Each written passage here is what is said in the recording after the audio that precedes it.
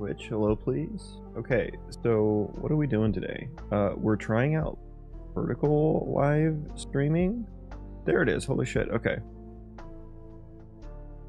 Do I also have the regular YouTube live stream? I do, I have two YouTube live streams. Okay. What are we doing today? Get that out of here. Very confusing. Okay. I have to use a new chat plugin.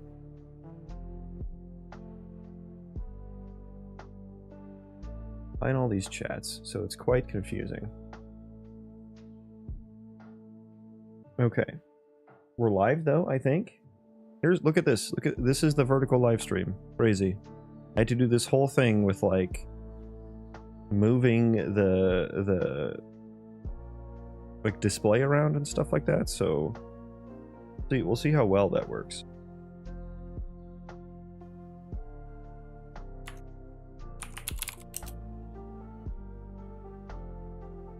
Okay. What is this? Okay, we can close that. But yeah, I guess I'm gonna do a little chat test here. See if my little thing is working. Test. Which. Okay. How is that showing up on my stream? Okay, there it goes. Yeah. Okay. Okay, so this is test YouTube horizontal. There we go. Okay, there we go. Test YouTube vertical. Okay. It's all there. It's all there. Weird. Okay. Very weird. Let me see how this shows up on my phone actually. If I can find it on my phone. Like apparently YouTube vertical lives will just show up in YouTube Shorts somehow. I don't know how I can like actually go to it on my YouTube app here though. Let me check comms real quick.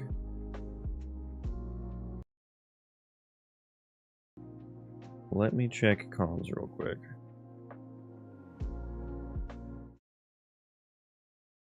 We'll see how well that works. Yeah, maybe music could be a bit louder. Okay. I think everything else sounded good. Okay. Cool. Cool. Okay. Yeah, that's gonna take some getting used to. Yeah, I can't like click on these live streams on my YouTube channel on my phone. Oh, here we go. Oh, there it is. Crazy.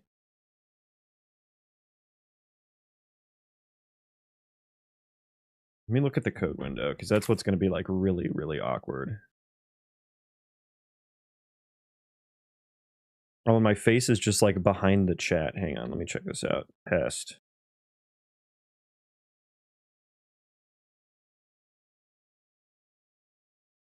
Oh, did the chat just like, oh, it like auto shows the chat or something? Test. Thank you for the test. I appreciate that. Wait, it's like, oh, there, okay, it shows up very delayed. I guess I don't need to show the chat on screen.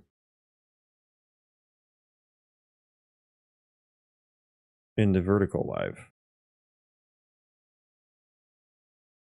Because it's like basically already there on the phone screen, so. I'm gonna take that down as a note for next time. Get the music back on. But yeah, my face is just, I guess, completely covered by the chat, which is probably a good thing. Probably good.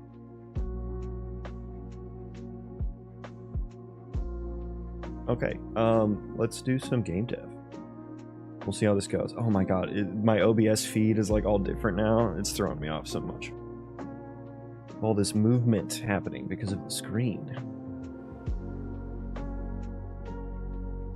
But yeah, what are we working on today? So I think last time I left off, I was working on some noise. There we go. There it is. Yeah, so I'm working on actually giving my procedural terrain like some material information. What we're seeing here is just kind of like me debug drawing that for like grass, dirt, and stone, you know. And this will impact a lot of the different systems that I have going. I think the first and foremost is just terrain deformation. Like when you dig on like grass, you expect there to be dirt underneath it, not more grass. So that's big.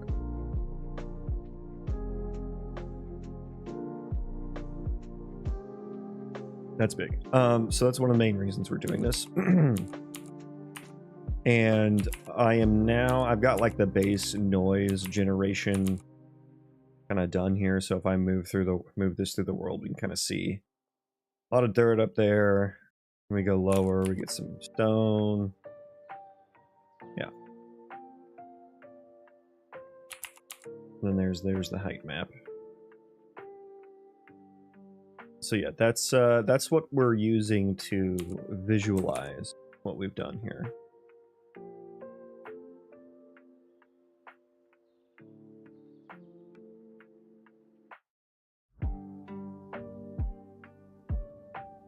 And now we're just trying to tie it back together to our brain system that we've already built. And where was I with that? Let's boot it up here.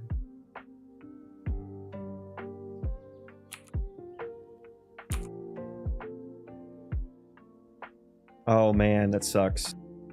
So for the vertical live stream, it'll pan all the way over. Oh, it doesn't stay in the center during play.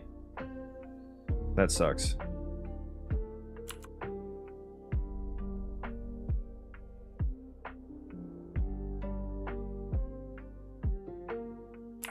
Yeah, that's gonna be an issue. Wow, that's super jarring.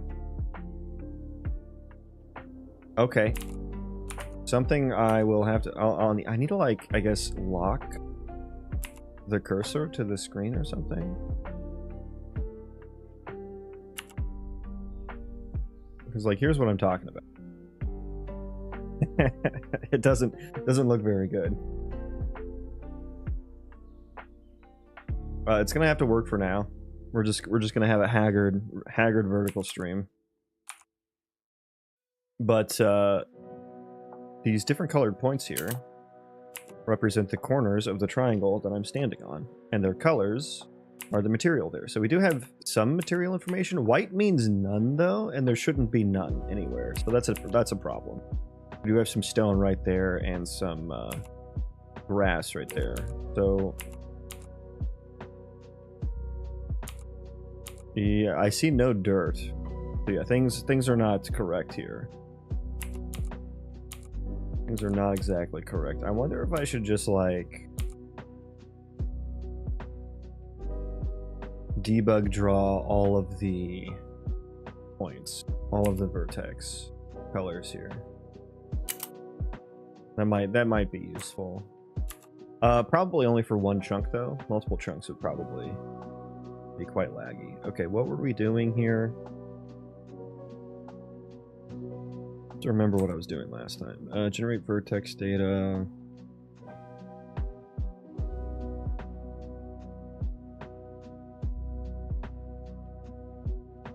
Yeah, I guess I need to understand why the none is showing up. That should only be for when it's above the height map. Right. I did the height map information there.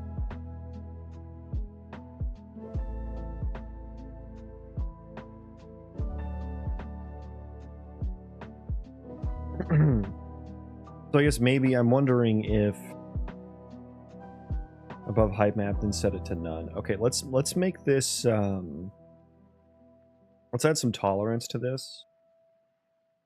It's greater than height map value, and we'll just like plus 0.1 maybe. Add a little bit of tolerance there. And then let's debug draw all the points here. And we'll only do that if okay, it doesn't like the live coding. That's fine, I get that. Get desired points. Wait, why is that getting hit?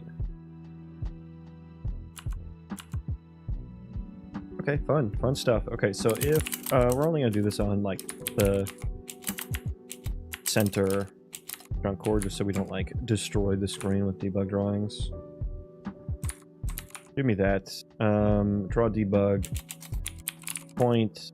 Get actor location. No, so we want to actually, let's do a 4i on the vertices buffer dot num. Give me this one. Okay, so for each vertex in our vertices buffer, we are going to draw stuff. Can't wait. Lifetime, yeah, we can do persistent lines. Yeah, we need to get rid of some of this stuff. So the vertex location right there, size, let's just make that 20. Where did I make the other one? Aren't I? Where am I debugging the other one at? I've forgotten now. Oh yeah, that's in the... That is in the procedural terrain subsystem. There it is. Okay, we're doing size 50 there. Okay, so let's do 50 then. Color, then we need to, I think there is a my generic utils, get vertex, right, color, there we go. And so now I need the vertex data for this index, vertex terrain data at that, yeah, wait, let me see here. I need to get the data first, right? F terrain vertex data.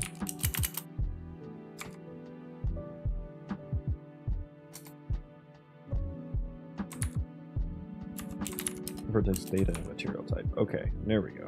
Now we're cooking. Now we're cooking. Persistent lines, let's just do true there. I want them to always show up. Okay, so let's rebuild that.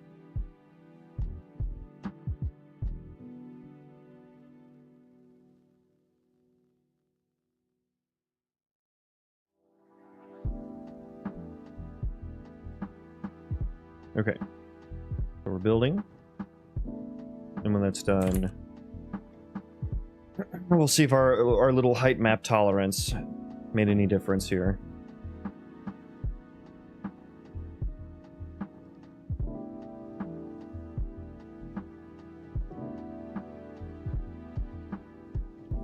Oh my god, the ads on Twitch are getting invasive.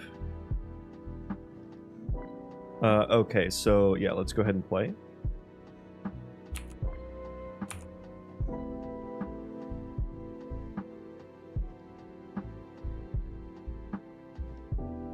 It's not showing my debug colors at all, actually.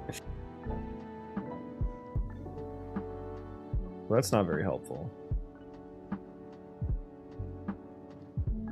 Why is that? Why are you not going?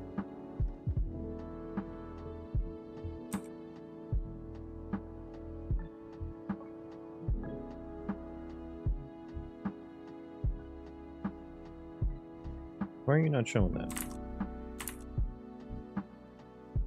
Yeah, we still have none, so maybe the tolerance isn't enough? Kind of hard to tell. Kind of hard to tell when we don't have a full picture of what's happening here, so let me put a breakpoint there and we'll restart it.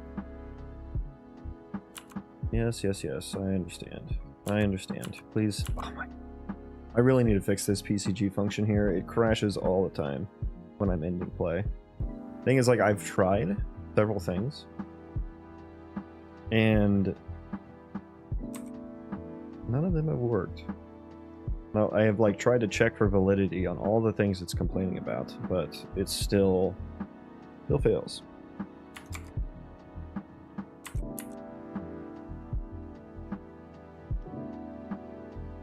Okay.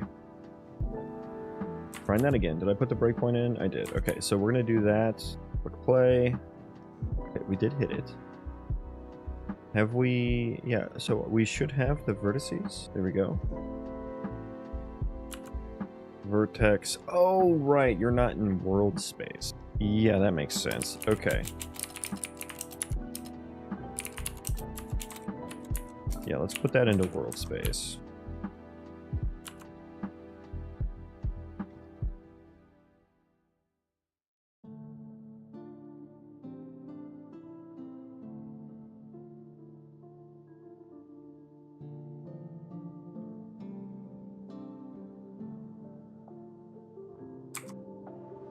God, I have so many windows open now because all these pop-out chats.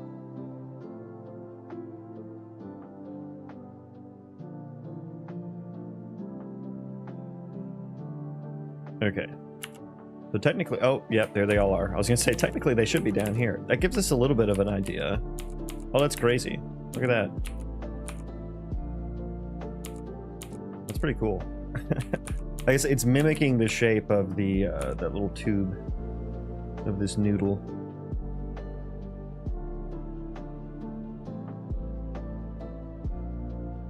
Oh god.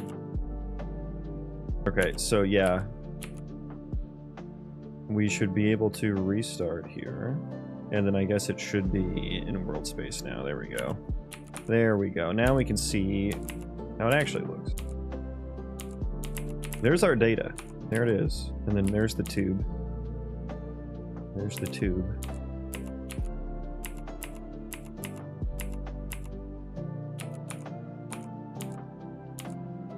Okay, so yeah, a lot of things none here. Let's see if we can find a pattern.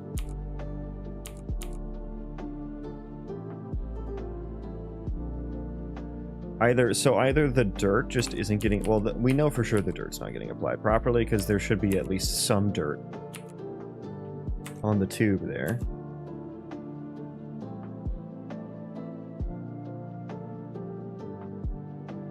But maybe also our height map is not properly. So maybe let's just comment this out for now. Let's comment that out for now and then regenerate.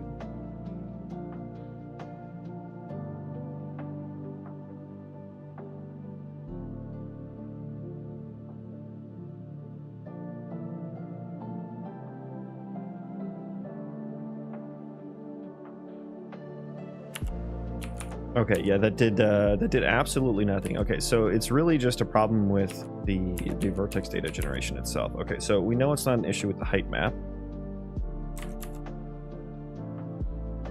We know it's not an issue with the height map. Okay, so why isn't the dirt getting applied properly? For reference, this is what it should look like. Where's my debug cube? Do I need to force regen? Does it not debug during gameplay, I guess?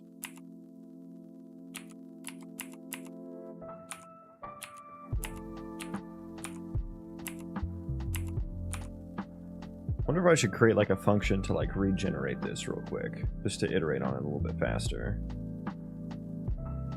I don't want to have to start and stop the terrain generation every time. Oh, I need to maybe click that. Can you generate the cube that I'm using as a reference, please? No. No. Okay, it's not generated at all. Okay, so let's create like a little test function here then. Yeah, let's put it on the terrain chunk. We'll make like a blueprint callable column editor function or something. That way we can just like click on a terrain chunk and do like, hey, generate and show me the stuff. Give me the juice. Let's do that. U function, column editor, blueprint callable, void, generate and show vertex data. Okay, and that way we can make changes to the algorithm. We'll run this function, and then hopefully that will like redraw everything. Maybe I should be drawing on pick or something. That way it like refreshes.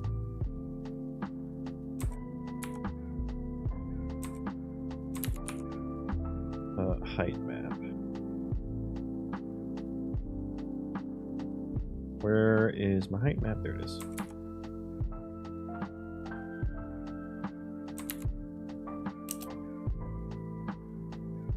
Okay, we got the height map.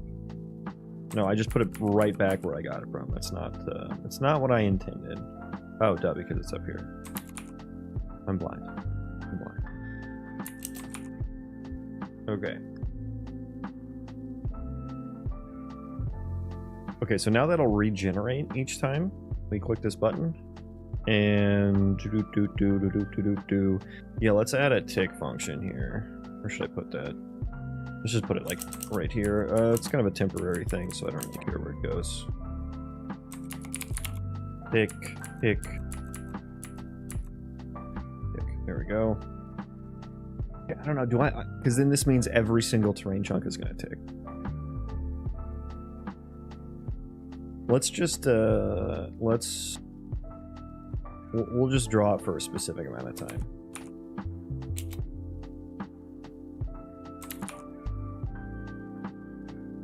Don't know what I'm using that for. That was like right there. Rather than persistent lines, we're gonna do false. Let's just draw for like 10 seconds. That should be enough to get a gander. Okay, let's rebuild.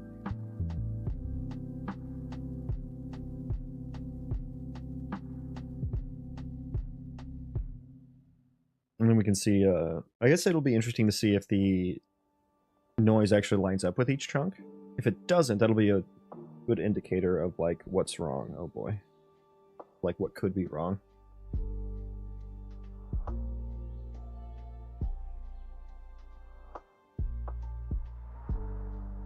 Okay, we're building. I guess I need to get into a habit of like putting my mouse where the focus should be so that the camera like follows it. The vertical streams are going to be pretty haggard till I get this figured out.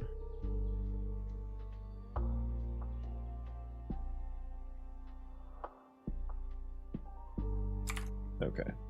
Yeah, it's probably pretty jarring. It's jarring to me just seeing it in OBS. We don't need the character there anymore. Yeah, so let me show what... here's what I'm going for, right? This is what I want my terrain chunks to look like, data-wise, right?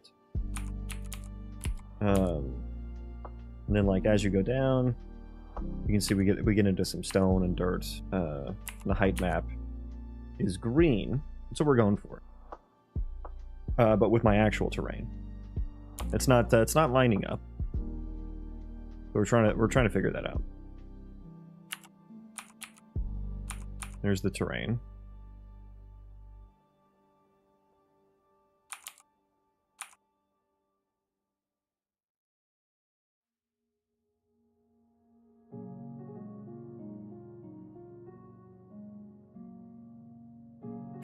Okay, so I should be able to run this function now.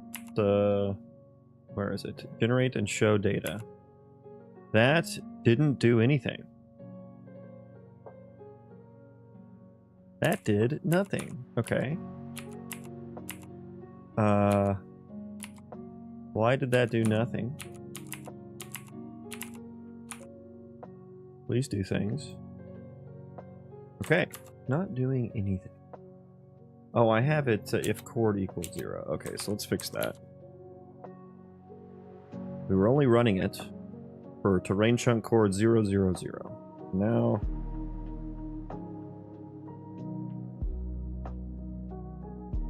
Now we will do it for any chunk. Okay, try again. There it is. Okay. Interesting. It does kind of line up, I think. I think that lines up. It looks so crazy.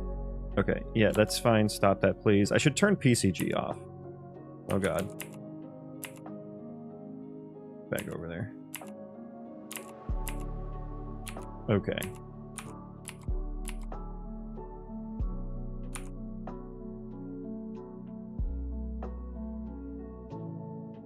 Okay, so why? Because I'm using the same settings I'm using for like the test stuff. Testing wise, it turns out fine. Let me, I guess, let me go to endless terrain here. Let me look at the settings I have. Okay, so vertex material, noise params, grass, of course.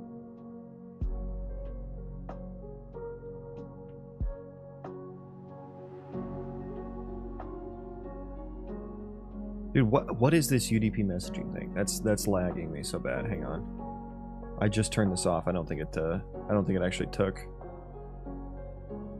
I hate that you actually have to like close the editor completely. Was it enabled transport? Yeah, see, it didn't take. So I think what you have to do is you actually have to shut down the editor and then it'll save your shit.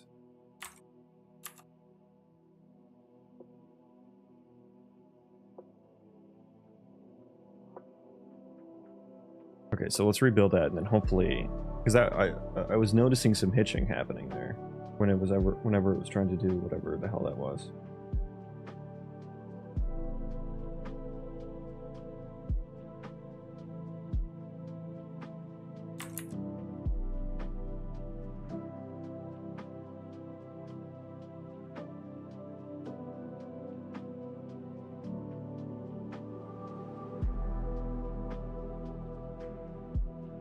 Yeah, I'm noticing the vertical stream. They don't want to keep my cursor in the center. It's a bit awkward. Okay, it's still happening. Dude, this is so annoying. What?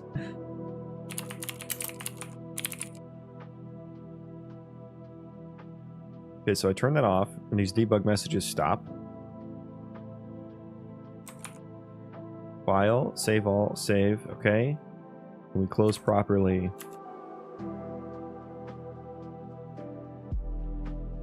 Are you shutting down properly? Okay, you shut down, I think.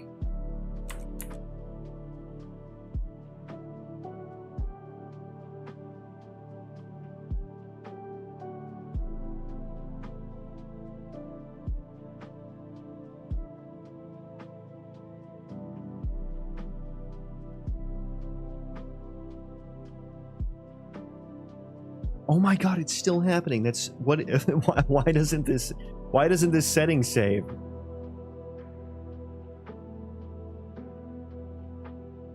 That's incredibly triggering. Okay, hang on. Okay, side quest. We got to figure out why this isn't working. Okay, Unreal Engine enable transport setting.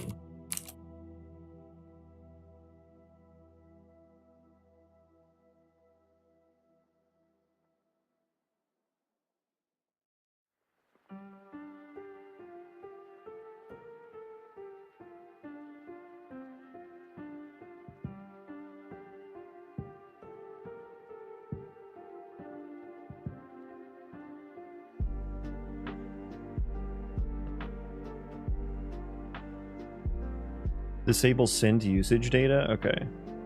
Kudos. Welcome. Yeah, we're getting this, like, error message here, or warning message. You're trying to remove this warning? Yeah. I mean, I have removed it, but the setting isn't sticking, which is super annoying. Like, if I get rid of this, it's fine. When using VPN, but my VPN isn't on at all.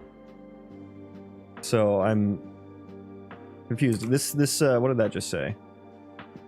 Disabling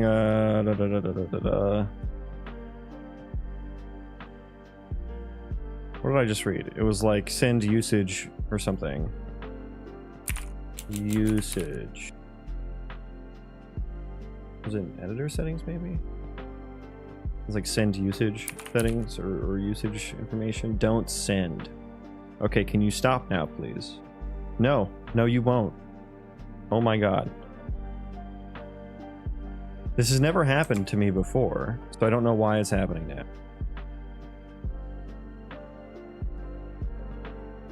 And I would like that setting to actually apply and stay applied.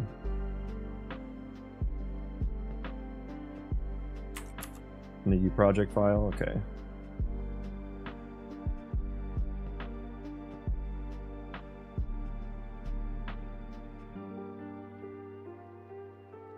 You mean like an engine INI? Oh, okay. Oh, stick. You came in with the sauce. Give me that. Give me that. Wait, oh, you're just disabling the entire plugin, though. That's what that's doing.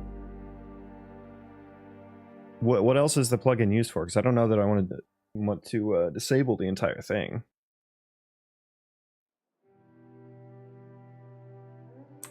I mean, it's a temporary workaround for now, I suppose.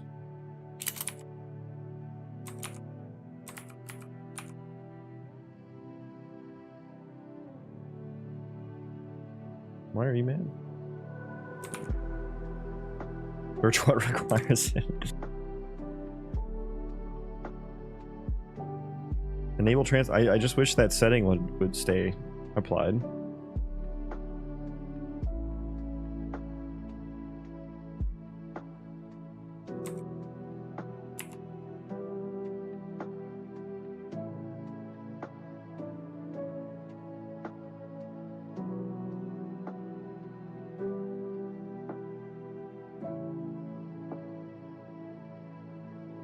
I am not the only one with this issue.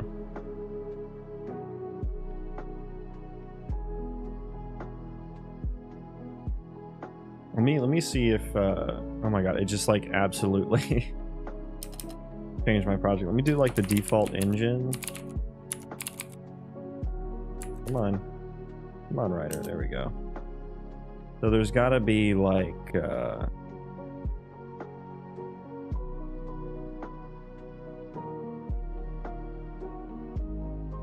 to be a setting, right? Thing is like, what do I name it? Let me actually look. Enable transport.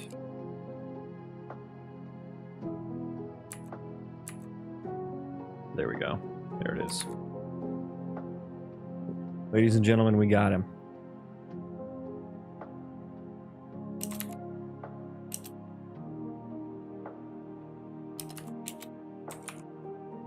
Okay. Stops annoying laggy UDP output log messages. Okay. So now let's get rid of that. Don't need that. Yeah, you're gonna have to redo all of that, right? I'm sorry.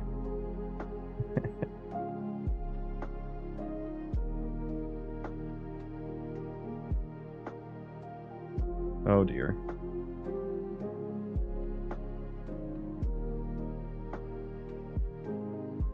Okay, it's done syncing, so let's restart now and we'll see if that setting actually stays put and doesn't get reset.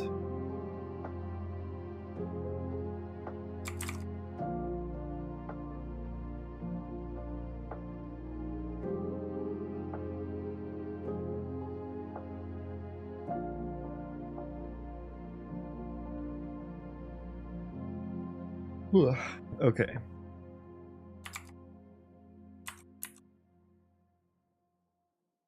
So far, so good. Was it project settings? I forget which one. I think it was project settings. Enable transport. Oh, it worked. Oh, we're cooking. Look at that. It's unchecked. Nice. Okay. Ladies and gentlemen, we fixed it. Okay. Back to testing the terrain. Side quest complete. Why does my vertex data not generate?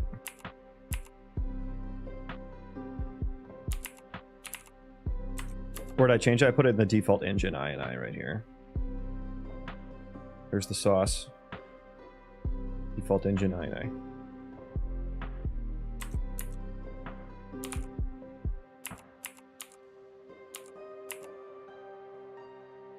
Yeah, so there should be no white here. That's the issue. There should be no white.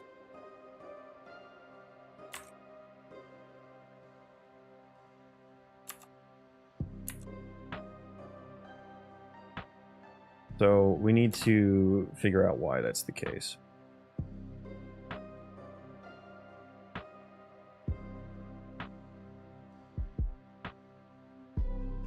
Here, I'll paste it.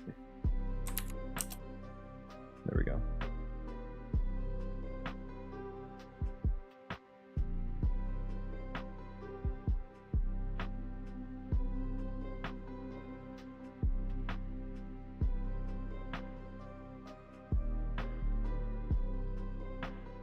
Okay. Why, oh why, is there no dirt?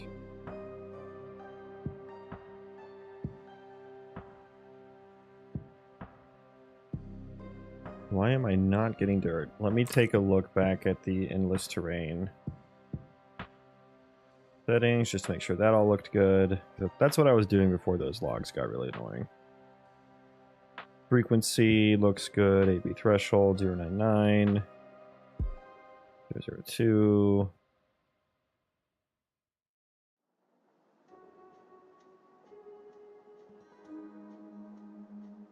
Okay, there's my curve for it. I guess let's maybe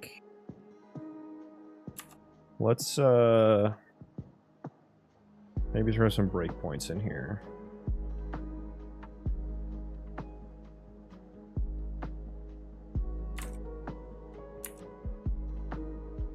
You don't get freezes with that log throughput. It definitely doesn't help the frame rate, that's for sure.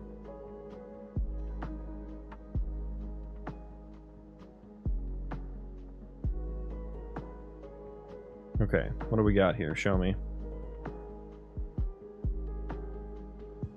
When I open it, it's just always open.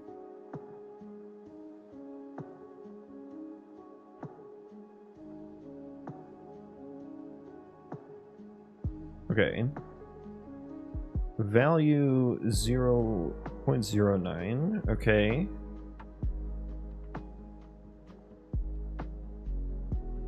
Do people usually not have it open? I feel like it's I thought I was normal by leaving it open at all times here.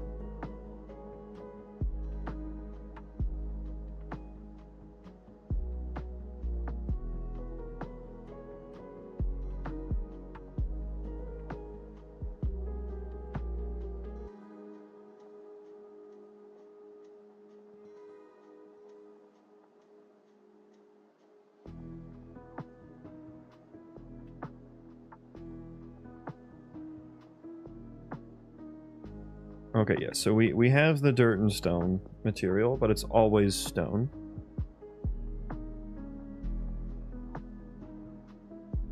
Value, because it has to be greater than threshold. Oh, it's probably always lower. But that also doesn't explain why there's some none.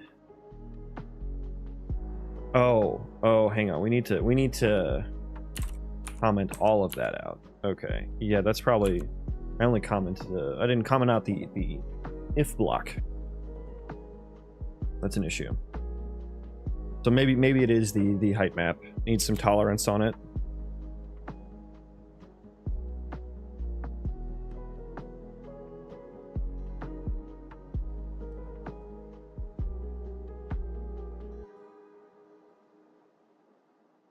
Okay, let's regen that. There we go. Okay, that's a lot better. There is still some nuns though.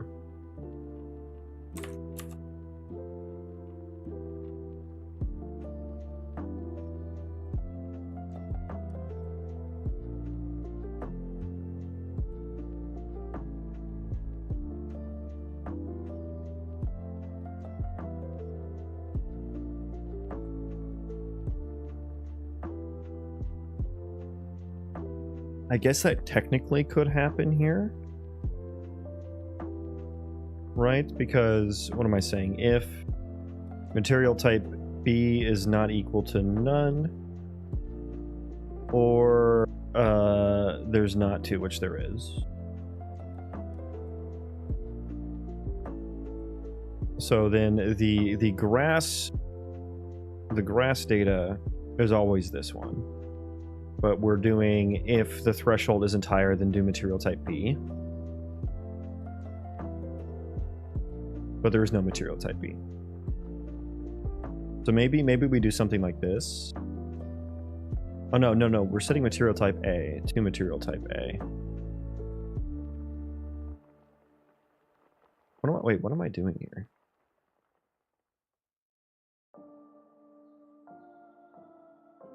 Right. Oh, because this is for the second time. Yeah, okay. Which we're not displaying at all. So we actually don't care about that. We actually don't care about that.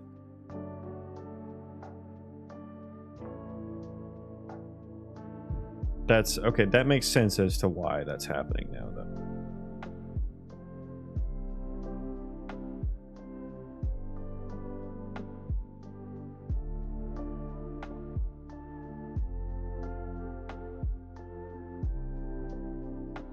Maybe we don't do that, actually, and then just let material type be.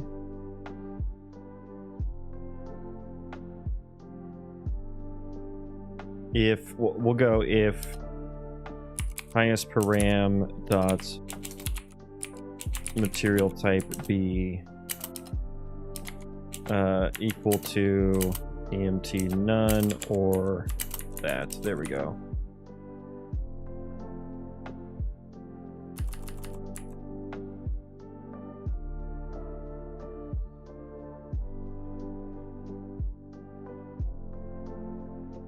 Logic doesn't make sense, does it? What was I doing here?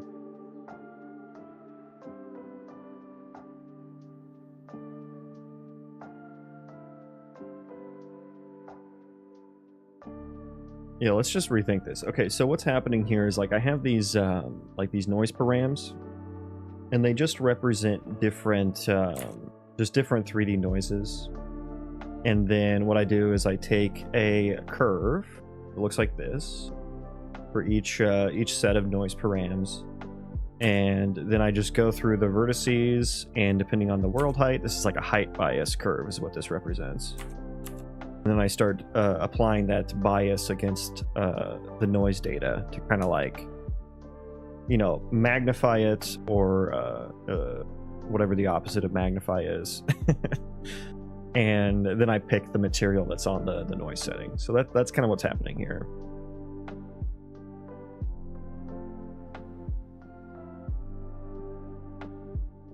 But some of the, like there's an A and a B, because like my vertex data, it has two materials on it and then a value for like how much of the material A is there. And that way, I'm doing that just so I can handle blending. Maybe let's just get rid of that for now. I mean, it shouldn't be too hard. Highest param. Let's just do this. So we're just always gonna set material type A on there. Right? Unless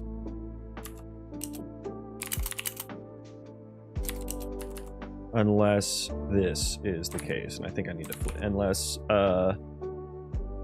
if material type B is not equal to none, and our highest param value, which is the noise value, is underneath the threshold, then we're gonna flip it basically.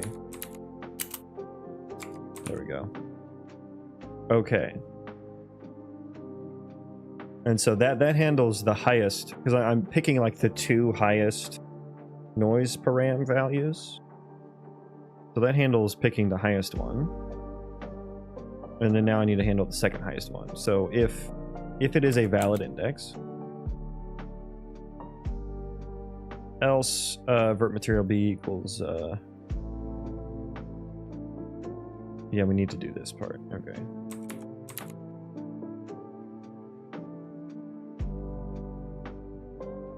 What's the word for when you run your code and analyze which parts are often used or never used? What do you mean by which parts?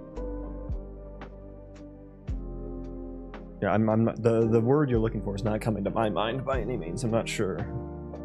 I am not sure. You mean like the actual like lines of code that are used? Or like just the parts of your game that are interacted with?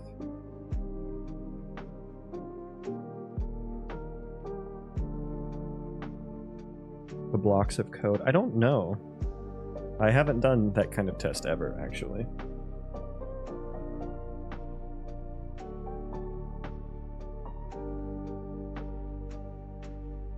I know it kind of sounds similar to like maybe it's not a soak test, but that's the term that came to my mind. It's not that though. ChatGPT time, yeah, sounds like it. Or Gemini 2.5 is very good. I've come to find. I've been liking it more than ChatGPT lately.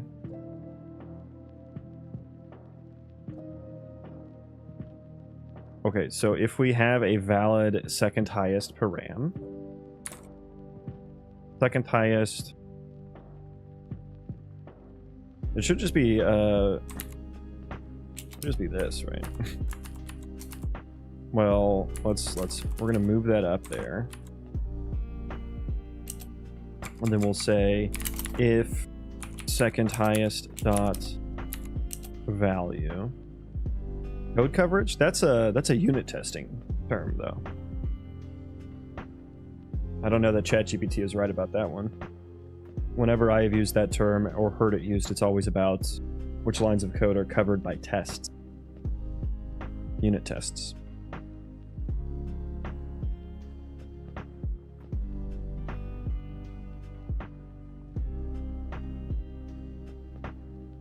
Yeah, but it's not... Yeah, I mean, you'd have to... That's unit test coverage, though. I don't know. Is that what you were looking for? Unit test code coverage? Because it sounded like what you were looking for is to play your game or run your code. Use the application or the game and then figure out which lines of code are used the most. At least that's how your question came off. Maybe I'm misinterpreting that.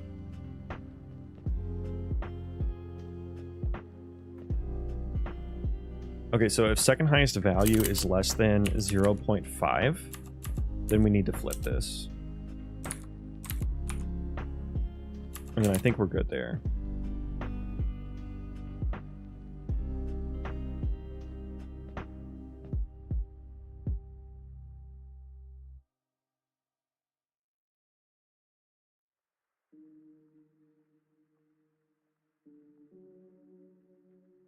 I don't think it's doable with runtime yet. But then, I mean, what are you trying to answer with that, though?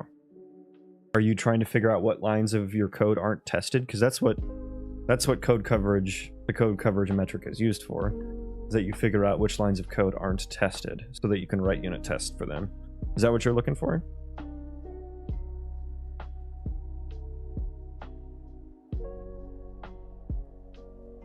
Okay, and if there is no valid... if there is no valid second highest, then material type B equals material type B. Well, it's just the opposite of whatever this one is, right? Well, maybe we just do this. Let's just do this. Put that there. Whoops, put that there. And this way, we swap them, basically. Yeah, there we go. There we go. Okay, this logic looks better than whatever the hell I was doing before. Whoops.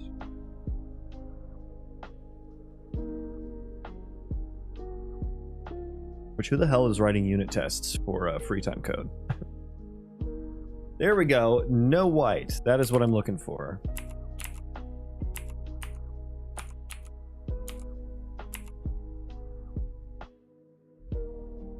Okay. But now we don't have any brown. And my noise values do seem off.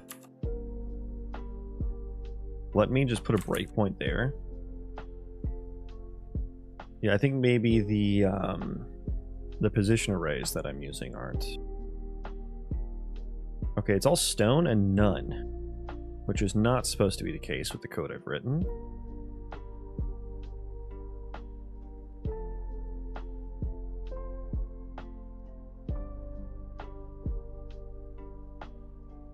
Oh, this needs to be and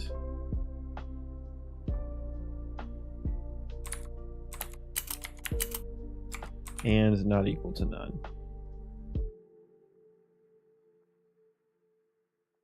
Put that first, since we did it first the other time.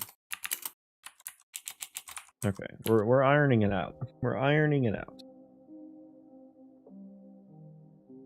But would be cool to know if some parts of codes are never used, like to find dead code. Yeah, but you'd have to actually run. You'd have to do like a runtime code coverage, code execution. I mean, I'm sure there's a way to do it.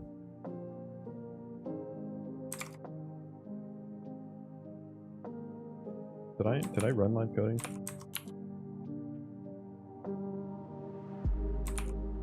Oh, I'm debugged. Yeah. That's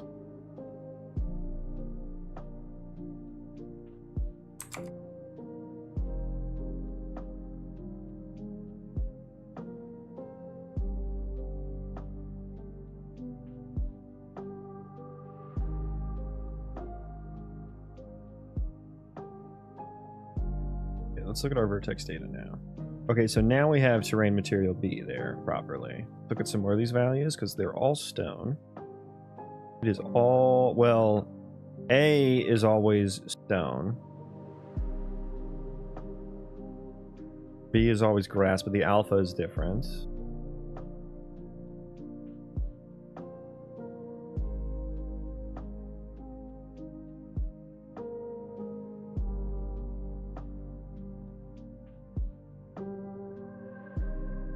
Not only dead code, but frequent code, a way to prioritize optimizations work, for example. I mean, yeah, I guess I could answer that question. I guess I wonder what kind of game or application do you have where you don't understand which parts are used more? Like, for my work, we have metrics that like we know all the events that happen in production, and we know what are our most used thing, like our most used features and buttons and whatnot. So we wouldn't, I think there are just better ways to figure out what's most used in your application, and you should probably be having metrics for that anyway if you care about it that much. I think there are better ways to accomplish.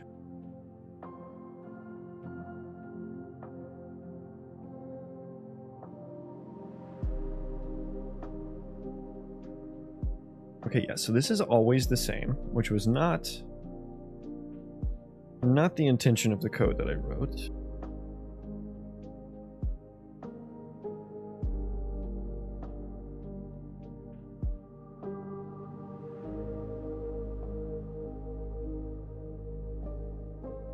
Okay, interesting. Okay, let me think about this. What did I write here?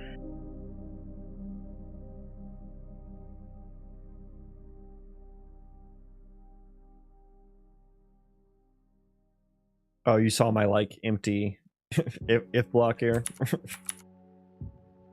Yeah, I was just trying to... this is me just trying to narrow down a problem. So, I will turn that back on whenever I get this figured out.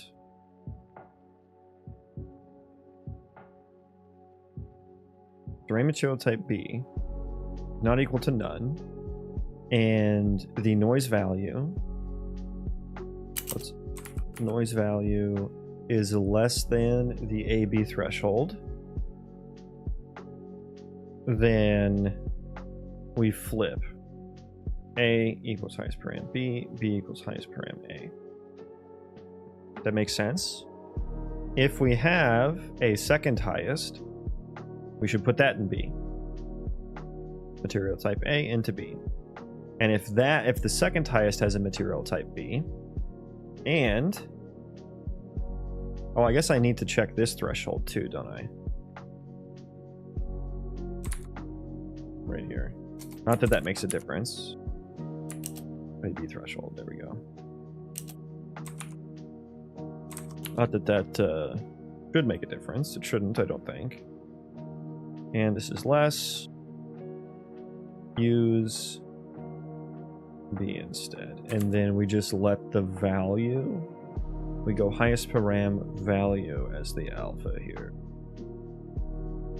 And why am I not seeing dirt? So when I'm using the same noise settings for my debug test, which I guess, does this just like not run? Maybe I have to do, let me see here. Okay.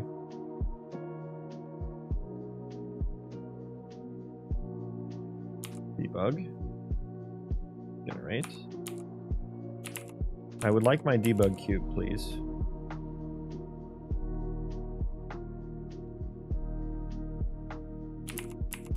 Please, sir.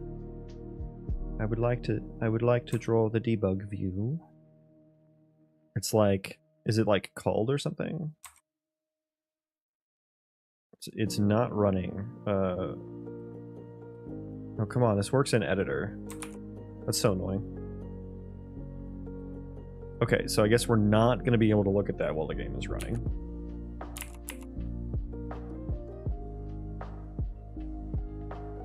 I think the music... Let me turn the music up a little bit on my end. Then we'll turn it down.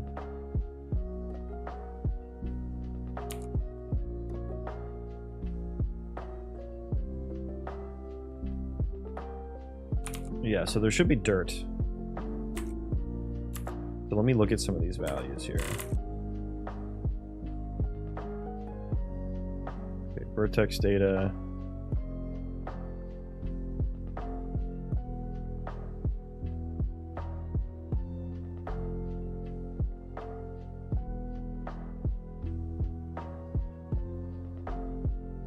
Yeah, the numbers are all very small.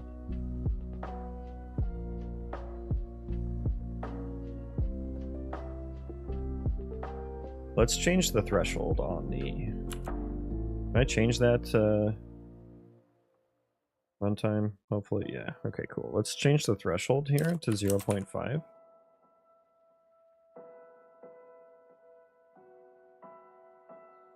There's some dirt. There's some dirt. Good. Good. There's some dirt. Look at that dirt.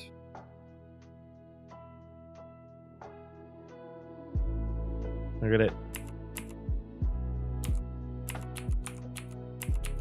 Okay, there's still a lot of stone. I'm curious. Let's go to this guy over here. Okay. Okay, that's not too bad.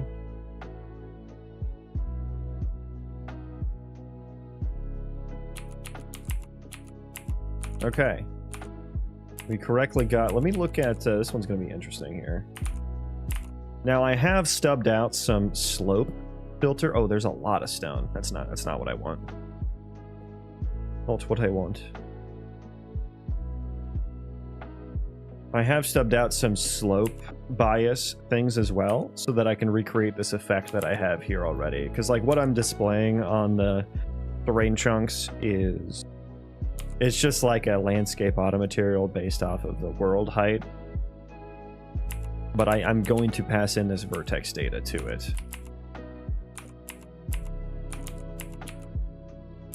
And I would like to keep this kind of slope thing going on here.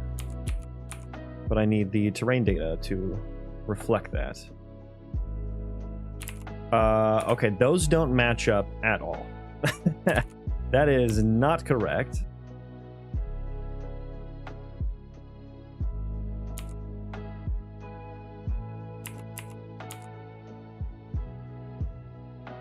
Okay, yeah, I'm thinking that we're not matching up properly.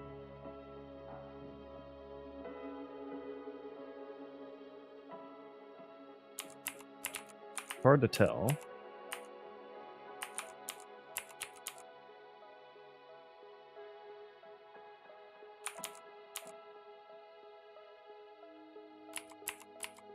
It did mark this little divot as all stone, though. That's kind of cool. Okay, yeah, look at that, too. That one was cool looking. Let's see, the... Yeah, the height map stuff is working properly. But I don't think we're passing in some of the right coordinates, which is maybe why the threshold that I was expecting to work wasn't working. Let me see here. The height map is working, so I think that's fine. Great vertex data, and I'm just doing the transform here. Transform position times noise frequency. Did I need the location here? Did I need to do a little bit of transform.get location? I didn't think so. World vertex.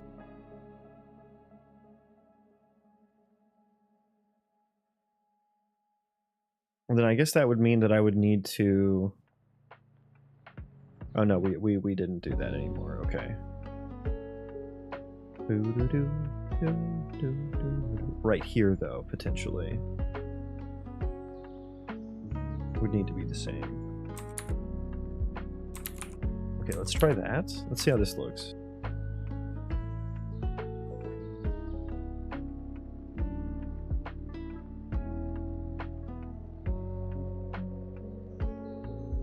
Okay, let's go back over. I know this is the chunk that was like uber bad. Okay. Yeah, that didn't match up at all. Yeah, that does not. Why is this one so weird? Is it a height map issue? Maybe. I wonder... Okay, interesting. Interesting.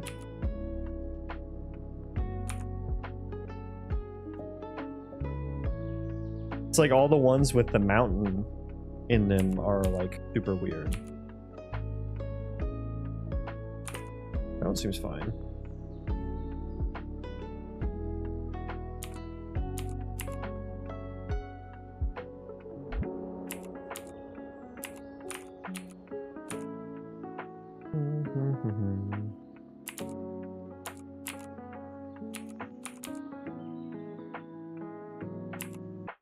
I guess, is this just the data looking weird? But like that doesn't, like, I'm not crazy, right? Like that does not match up. Maybe zoom out a little bit.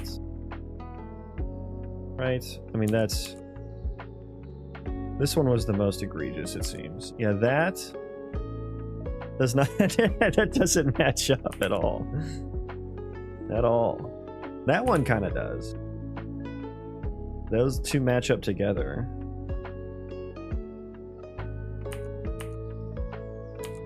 Let's turn PCG off, because that's just kind of... Stop, thank you. PCG is just kind of making this a little messy. Taking up more memory than it fucking needs to, as PCG does. I'm actually contemplating rewriting my compute shader noise algorithms to the CPU and combining them. Maybe still keeping marching cubes in a compute shader, though. And what's interesting is actually... So that's 3, 2, 2, 2. Where's 4, 2? Because 4, 2 technically exists, it's just not rendered, but it should still have the data, so... 4, 2, generate. Yeah, there you go. So we can see the shape, even though it's not there.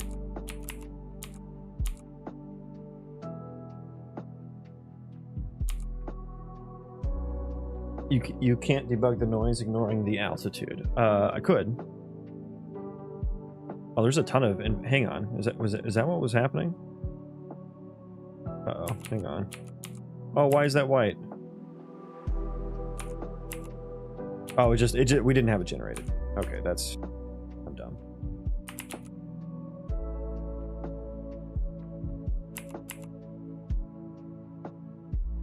Yeah, I could do that. I don't think that that's... I think this is a location type issue. Because the noise on its own looks okay. It's when you put it next to some other stuff that it doesn't really match up.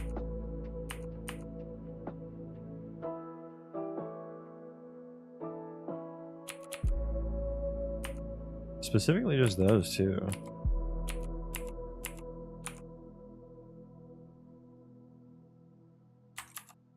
Well, we can try it though. We can try it. Apply height bias.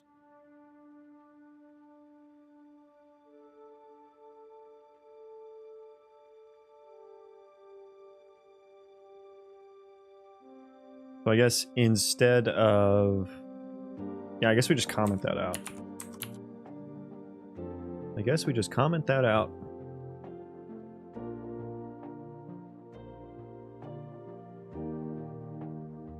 The underground caves can alter the noise at surface. No, so the noise, the material noise that we're visualizing here is all generated after the terrain. And the only thing that affects it right now is world height and height map. It's the only, so I mean, yeah, because there's no height bias now, that's going to be quite strong. Let's look at some of these ones underground. Is it all grass now? It's all grass now. Okay, so that's just not that's not very useful, is it? Why? I wouldn't have thought that this would be the case. It is all grass. Noise param. Oh, I'm not even setting the noise param value. That's why. Okay, so let's just we'll have to stub this in. So it's all 1 right now, or 0 or something. Noise param value equals base noise. Okay, that's what we should have done.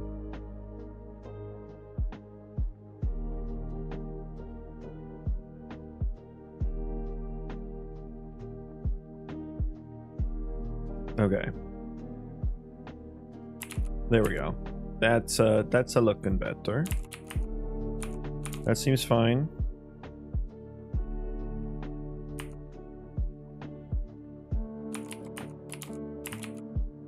Okay, let's look at this bad one. Okay, it is matching up now. Okay, maybe you're onto something, Cludos. Does that match up?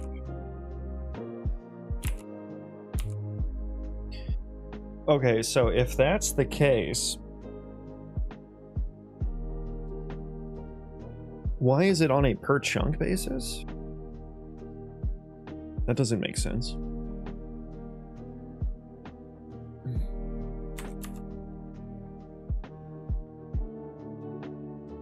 If this does have something to do with the height bias,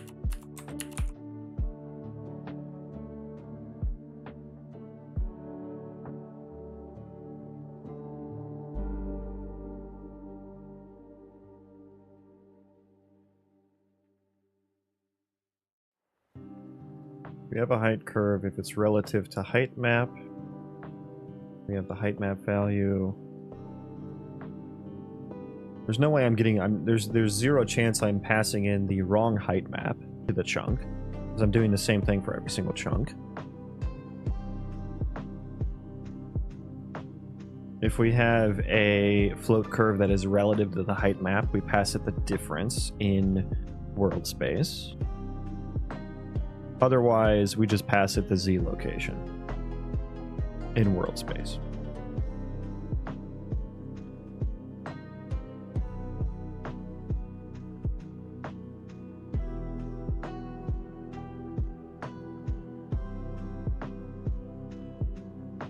Let's run live coding, first of all. Let's change the endless terrain noise settings to...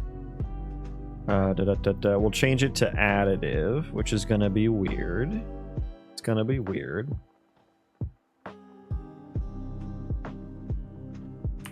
Does it match up, though? That one's kind of... it's harder to tell, that one. It doesn't. Okay. It does not. It does not. Okay.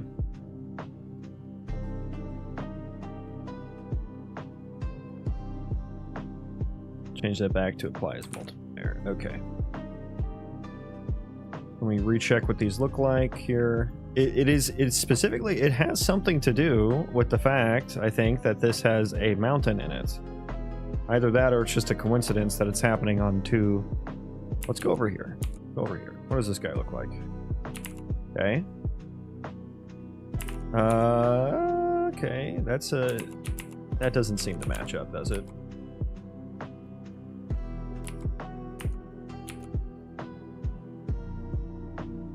Okay, I think the location I added is not right. I don't think we should be doing it. Let me do this here. Save that. Live coding. There is no lowest altitude and highest altitude float related to each cell, like a min-max that you use. I do have that information, I'm not using it right. And could change based on which cell you are. Yeah, I shouldn't need that for anything that I'm doing. I'm not doing any relative to the minimum and maximum height type stuff.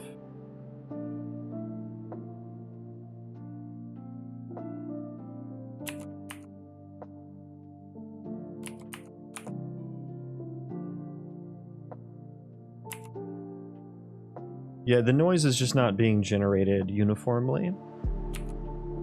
And let me check what the actual world... I'm like quite certain this has something to do with location here. Let me get this one that we know is weird. Boom. Okay.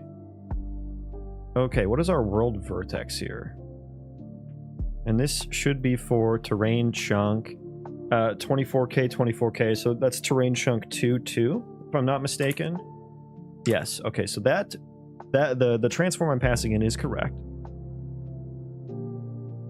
And so this world vertex is within that.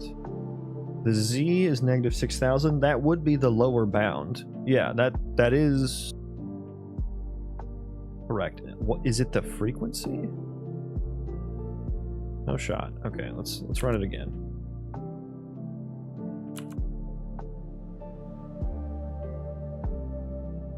Or what do our position array look like here? Yeah, this one's weird. Vertices are in local space, but we're multiplying it by frequency to like scale the noise. So yeah, I don't know that like me reading this is actually gonna give me any insights. It's a 3D noise. It is. Yeah. Here, let me show you what the noise should look like.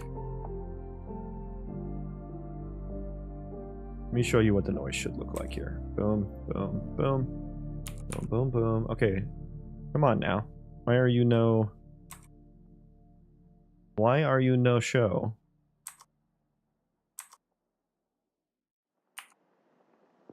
There it is. Okay. Oh, I turned off the height map, didn't I? Okay, hang on. Hang on. We may be able to leave that in now, actually, because we determined that that's actually not the issue at all. But this code is just there for the debug cube. Okay, rerun it. There we go. Okay, so this is what it's supposed to look like. Oh god, I clicked on it. Oh, I made a mistake.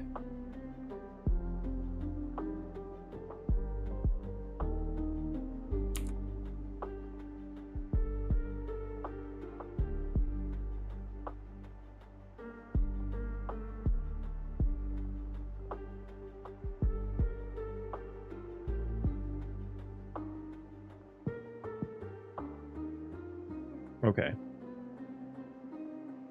Moment, there we go. And then we can move it. See, this is my debug testing this with this code here. And I guess maybe let me do 0.5 there. Okay.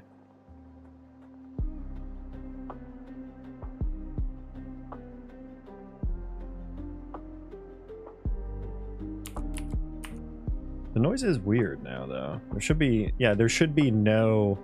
Oh, did I turn off, what did I turn off? No, all these are, wait, what did I just change? Okay, I mean, I changed that. Oh, I also did that. Do I not have done that?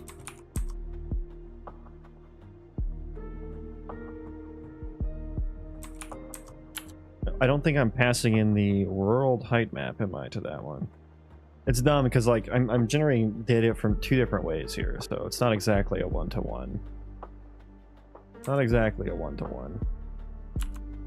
But yeah, there should be no grass under the ground there. So that is incorrect. Yeah, that's not good.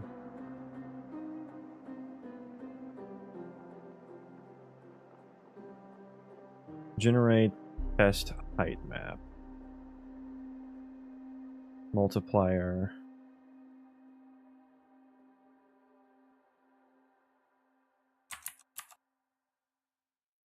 it offset correctly when you drag the preview. Yeah, so I mean, I'm doing a similar thing here. Oh, I'm not. I shouldn't be doing the oh, I'm not even using the transform, so that doesn't matter. Yeah, so the vertices, yeah, it's all happening the same. Test height map.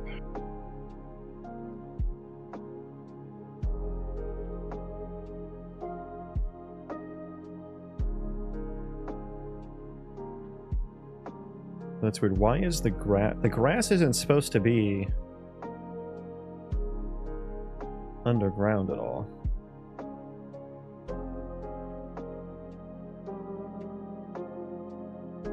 Hang on, let me try...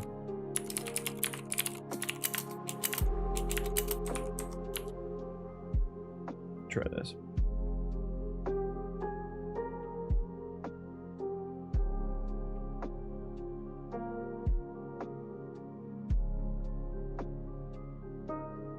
Yeah, the coordinates are different. Follow. Ligneal. Welcome. Welcome in. Yeah, we're trying to troubleshoot some terrain noise here. Yeah, so that didn't do anything with the grass. That's weird. Why is the grass being lame? AO to you, good sir. AO to you. Oh, let me also do this up here as well.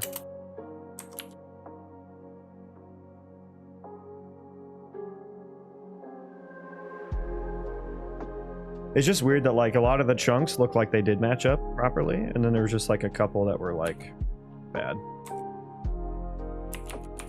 Okay, what did I mean, the only code that I actually substantially changed was this code right here, so what is wrong with this? Yeah, if it's above the height map, don't set it to none so it just doesn't display. That's fine.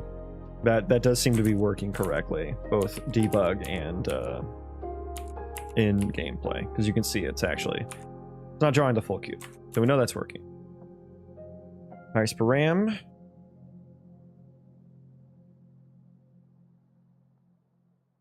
Maybe this code is wrong now. Hang on. 2 highest index. If index 0 is none, then we will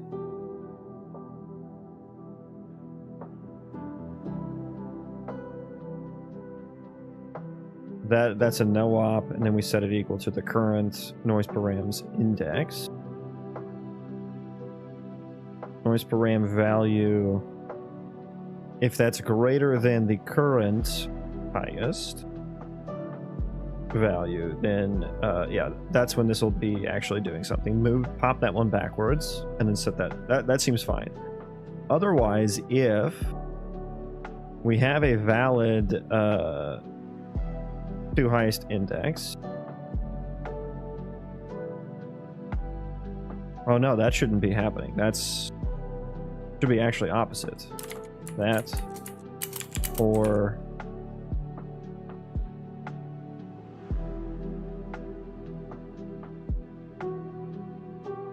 if noise params is valid index 2, highest index 1, if that's not valid, why would that be invalid and also potentially index none? That doesn't make sense. What was I trying to say here? If this is a valid index, noise params. Yeah, I don't think I need that actually at all. If there is no second highest yet, or current value, yeah, I think that's maybe that has something to do with it. That didn't seem right. What was I doing? Who wrote this code?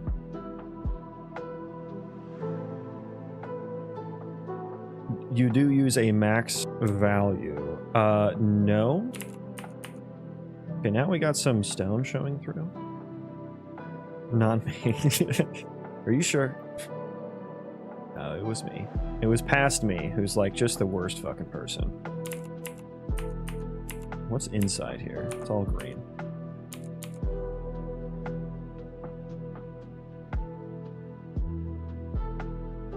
Okay, now the offset doesn't seem to be working either. I don't think that git location is correct.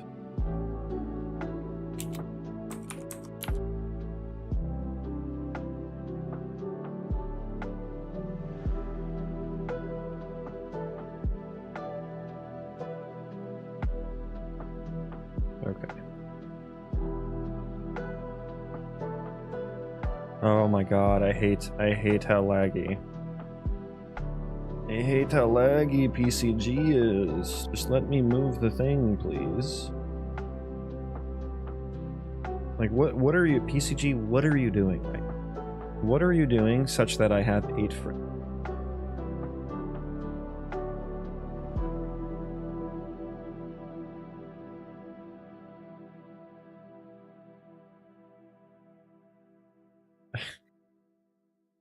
And it's fine, okay. Okay, yeah, so that git location is not necessary. We don't want that.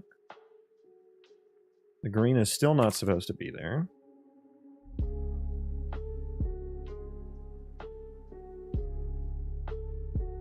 That's something backwards somewhere.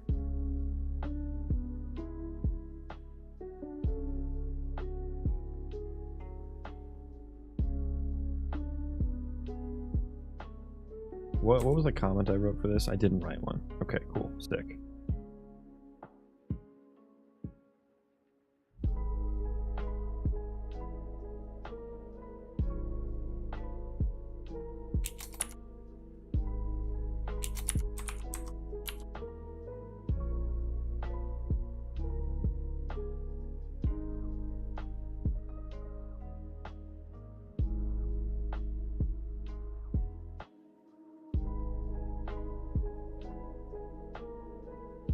Why is the grass so aggressive?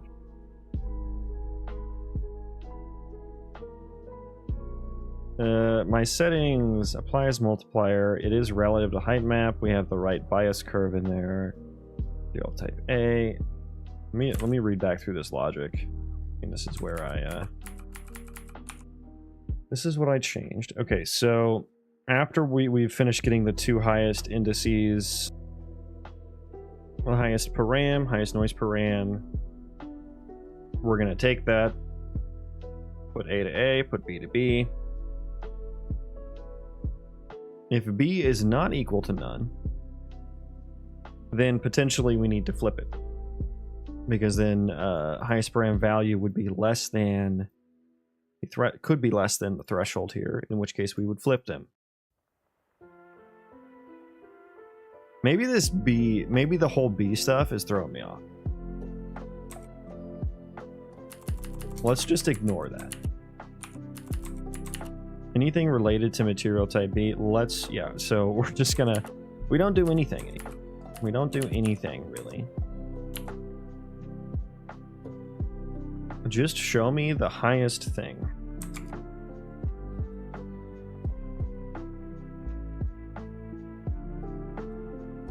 Okay, now it's empty. That's actually kind of cool looking.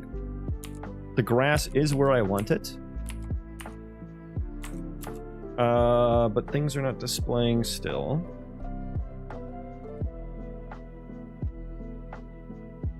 Am I,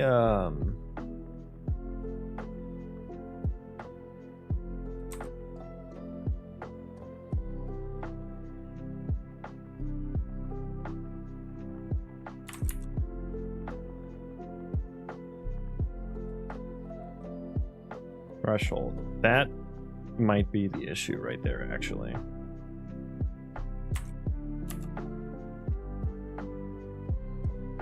Yeah. Okay, so I think it was just my debug code that was wrong.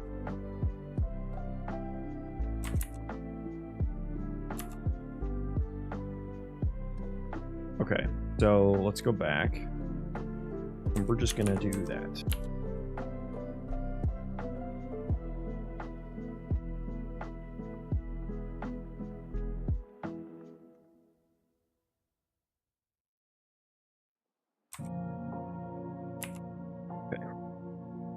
Now the dirt and the rock is flipped.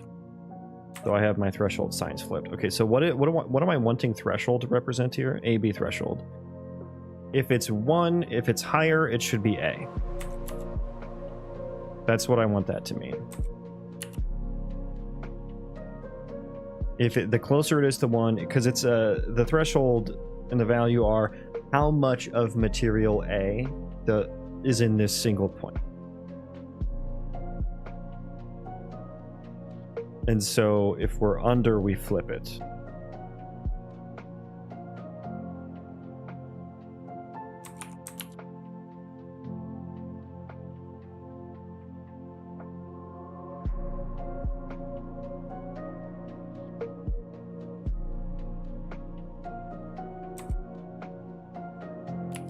Okay, now everything is dirt.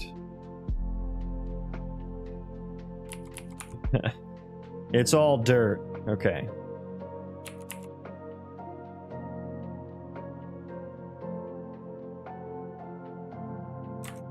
It's all dirt. But if I do this, I get stone back? Question mark.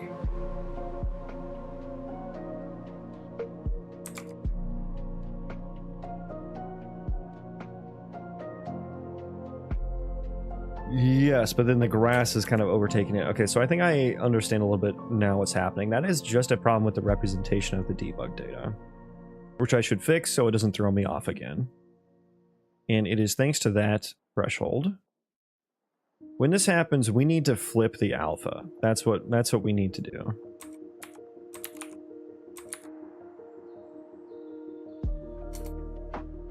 If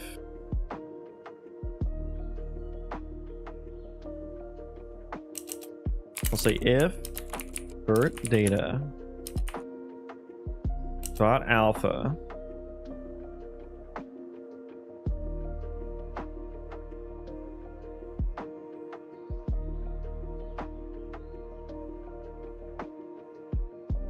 how would I do this right? Because technically this number could be less than 0.5, which would make you think, oh, more of material B is there.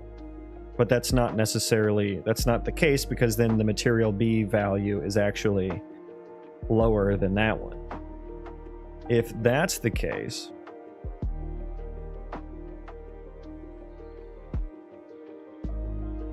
we flip it. If vert data.alpha less than 0.5, we flip, doing a 1 minus.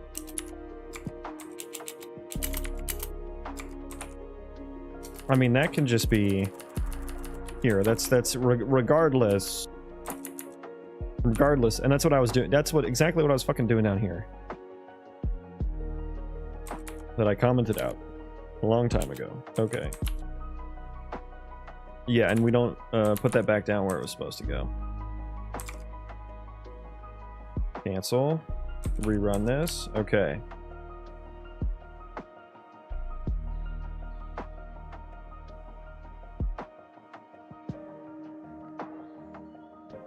Okay. There we go. Okay, I still think we're flipped. I think I did it backwards. Yeah, it's back. The sign is backwards. So we just need to change this. But I don't know that that's what I want, right? If highest frame value is greater than the threshold, then yeah, that's not what I want that number to represent, though. So is my curve backwards then? Yeah, that's what I want it to look like. That looks hot. Now we're nice and sexy. Okay. Okay. Dirt and stone. Indeed. Indeed. Okay, so yeah, the alpha is not the right, or the AB threshold is not the right direction that I want it to be.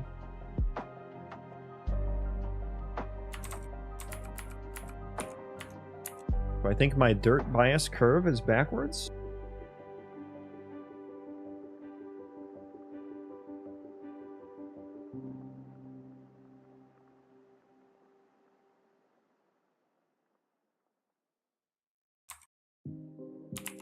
Okay, that was a very aggressive Okay, that's not, that was not a positive change. Please undo what I did there. Okay, back to normal, save. Refactor. Wait a second. Okay, now it's correct. What? Wait, did I run live coding on this? I wanted value.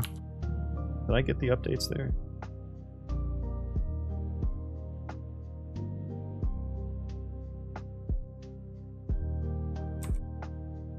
No, okay, okay. I did not get the updated code for whatever reason. Let me just do that curve. Nothing changed. Do I need to save it? Save. Nothing changed. Take that down. Okay, it got worse. Okay, do I just need to... Let me actually think about what this curve represents. Okay, so we're this is, top coordinates are world space Z. Side coordinates are the multiplier that's output at each of those. So at 0, slightly above 0, we multiply the noise value by 0.6. Now, oh, I know what I need to do. I'm kind of dumb. I am kind of dumb. Dirt and stone.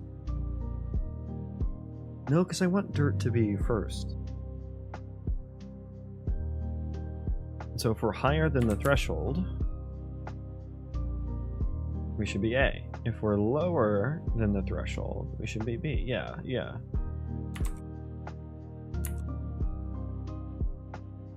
I mean, I could just flip material A and B, but that's not what I want. Not how I want this represented. So I need the number to be higher. Yeah, I would have thought I just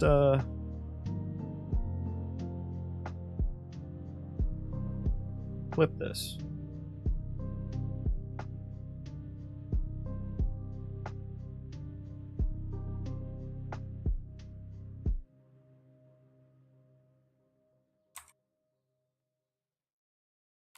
Okay, now that is completely wrong.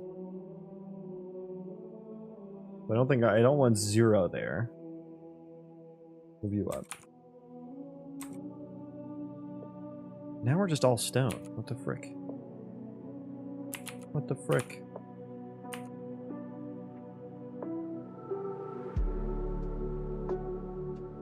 I want you... Did we just move you like that? But then that's going to take away all the grass. Or some of it.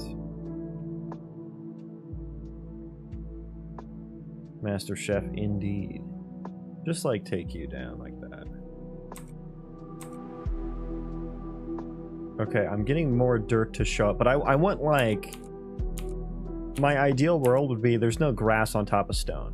That doesn't make sense, does it? That would be my ideal world. So when we go down, yeah, it's just entirely stone. Okay. But that, I mean, I don't want it to exactly be entirely stone.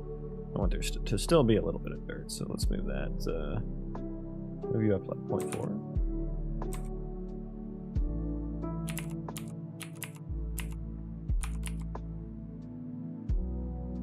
I want there to be like a solid layer of fucking dirt there.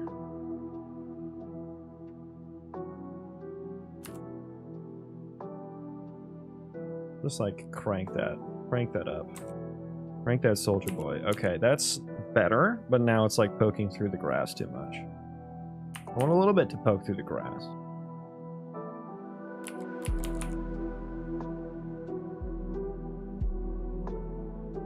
The altitude in the altitude in the curve is relative, right? No, it is in world space. As are the units that's passed in. So yeah, let's make that not so egregious.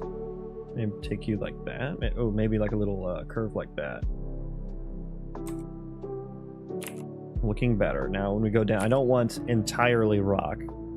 I want like just less the dirt, which seems like what's happening. I think I just need to crank up the grass bias a little bit here. It is at 2 already. Crank that up. Okay, yeah, now we got more grass. Okay, yeah, this is looking better. I still think there's too much stone. Maybe let's just change the threshold. That's what that's fucking there for, isn't it? What did I put the threshold for? 0 point. Do I want this lower or higher? I think I want it lower. Yeah, there we go. There we go. Now there's like no fucking... Now there's like no stone down there. Which means we need to take this lower.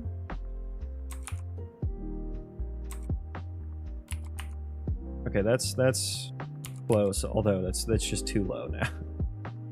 Very finicky. Move that up there. Okay, now there's like all dirt underneath. Now there's like no stone. I'm okay with a little bit of stone poking through.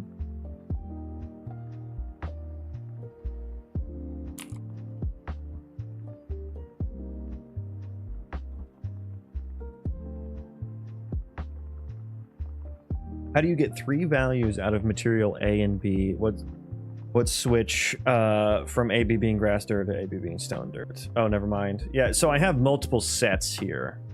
So the first one is grass to none. Turning cog, hello. Welcome in, brother. Welcome in. And then the second set is dirt to stone. And these each represent, like, each of these is a set of 3D noise. And so what I'm saying here with the dirt and stone is, like, I want to... It generates a value from 0 to 1. Right? And then that's either dirt or stone. Whereas this one is just only grass. And it is just the strength of the grass. And then if the strength of either one of these is higher than the strength of the grass, then we take this one. That's kind of how it works.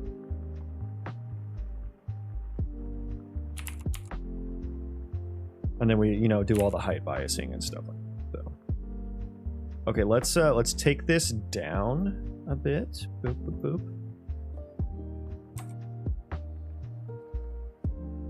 Maybe the threshold is too low now. 0.4.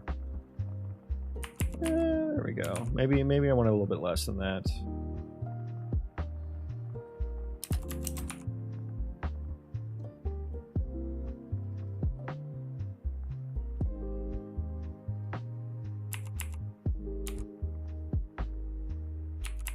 Not bad.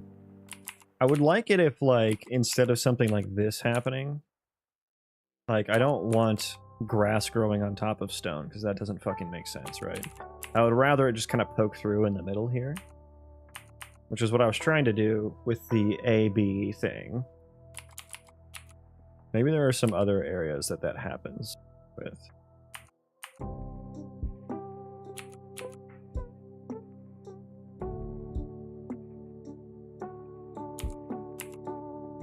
Are you voxelizing?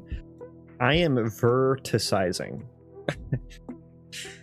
So I'm doing vertex data, not voxel data.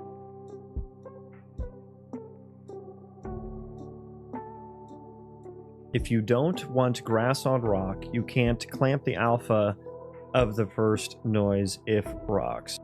The noises are independent of another. Could have fooled me. Yeah, I am generating it in a grid right now, just for visualization.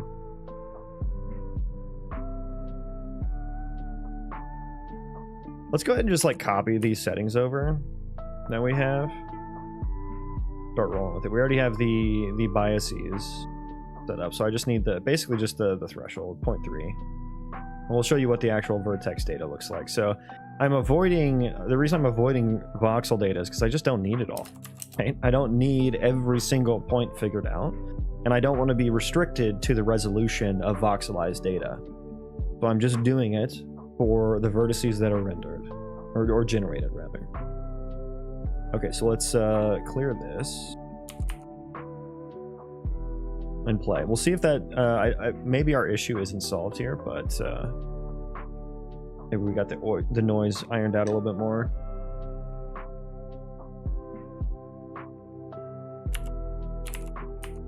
Okay. Okay, we have some blank data. That's not good. Shouldn't be white. And there is a lot of dirt showing through. This guy's still fucking weird, though. It's a lot of dirt. Yeah, that one's still fucked up. And why are we white? Why? Because that means none. Why are we mostly none? How does that make sense? Make that make sense for me, code.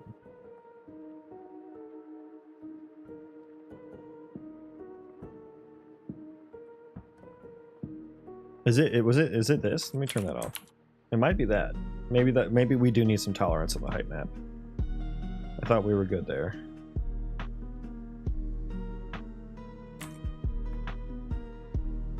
Yeah, that is the issue. Okay, so we need some tolerance on the height map. For sure. For shizzle. As my homies say.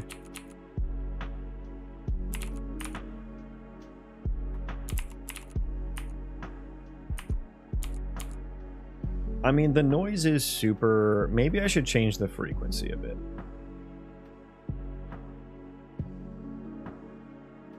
Those two match.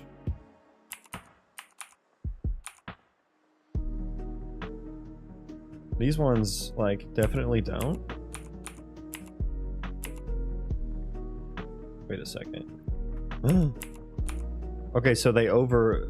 Okay, so they do... Yeah, because that's the same vert, so that makes sense. They aren't overlap. They aren't correct. They aren't correct. Are they correct anywhere else? Let me look at this a little closer. Okay, so we got some browns here. Yeah, it overwrites the browns. Okay, so they're not lining up perfectly.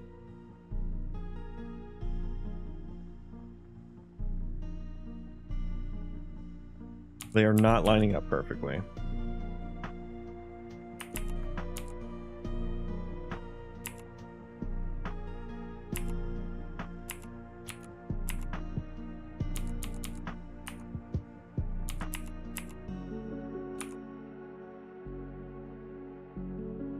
Some of them are, though. Those ones all lined up well, but these ones didn't.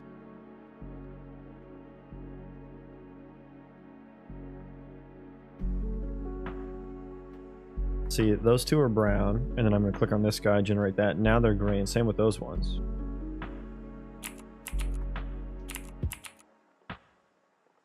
I've been learning how to make it so the player can change a tire. My dad taught me that when I got my first car.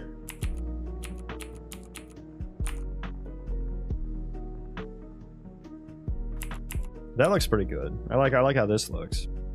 It like kind of lines up though, right? Like these ones all lined up pretty well. Is it just the height map that's the issue? I wonder.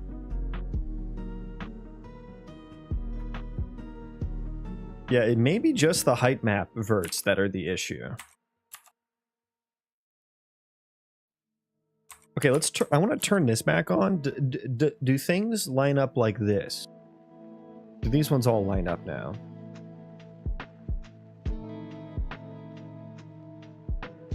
Go to our problem child over here.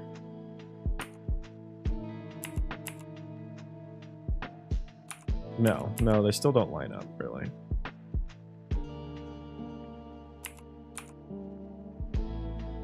Do the other ones line up any better?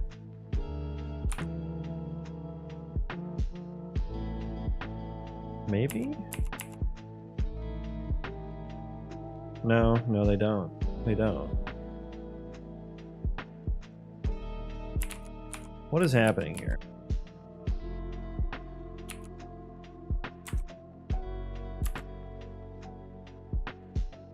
Okay, so it is definitely height map related.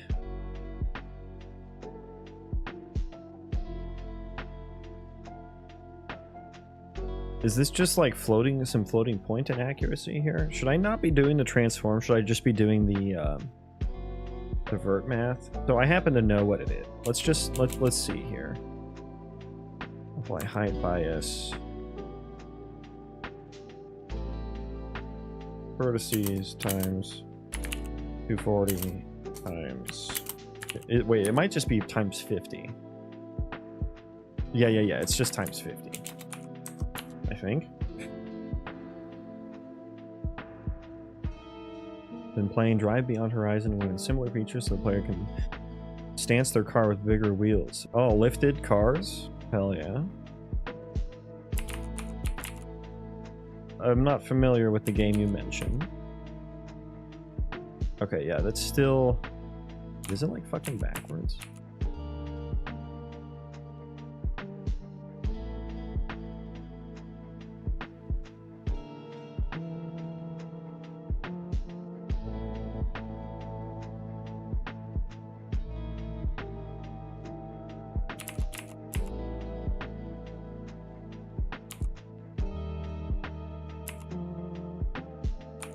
Oh wow, that looks crazy.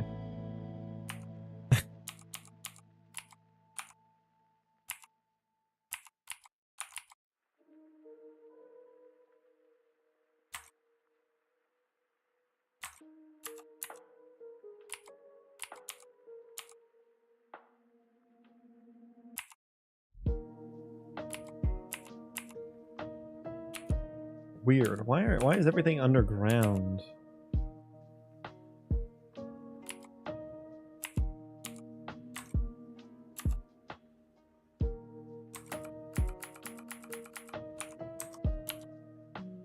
Maybe that was wrong. Maybe my height map is not... I just did times equals scale. Maybe that's not correct. Okay, yeah, now that's right. Okay. So yeah, maybe the height maps is not scaled. The procedural road trip game where you have to treasure hunt. Oh, isn't that the treasure hunt for parts, POIs for parts to complete 1 of 10 cars? What was that one game? I feel like there was a game like that that just came out. Maybe that's the game you're talking about. And it was like there were like ghosts and shit in it too. Was it Pacific Drive? Was that the name?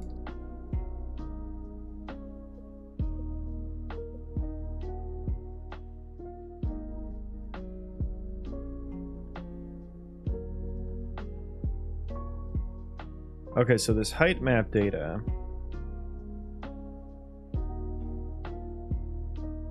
Let me look in marching cubes real quick. Height map.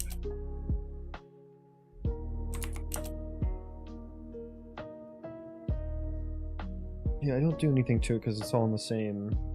Do I need to times scale times the LOD scale, which I just happen to know what that is, so we're just going to test that out real quick. Pacific Drive is like that, but different. Okay. They share features with Under the Sand and Long Drive as well. Yeah, I've never played any of those games. I have seen people play it for a short time.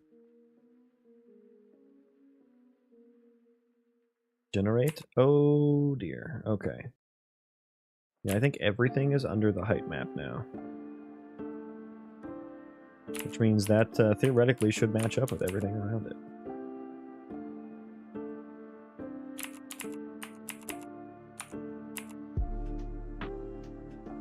Let's try to find one with some different colors on the edge. Here we go.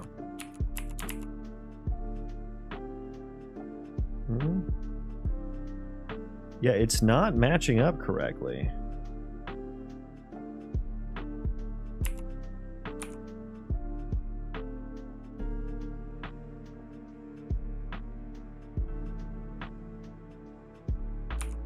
And there is grass over here.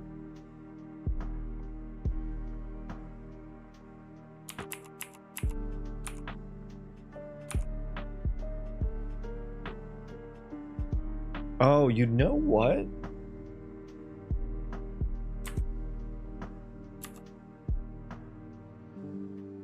Do I need the height map multiplier? Hang on. Out noise. No, I apply everything to it.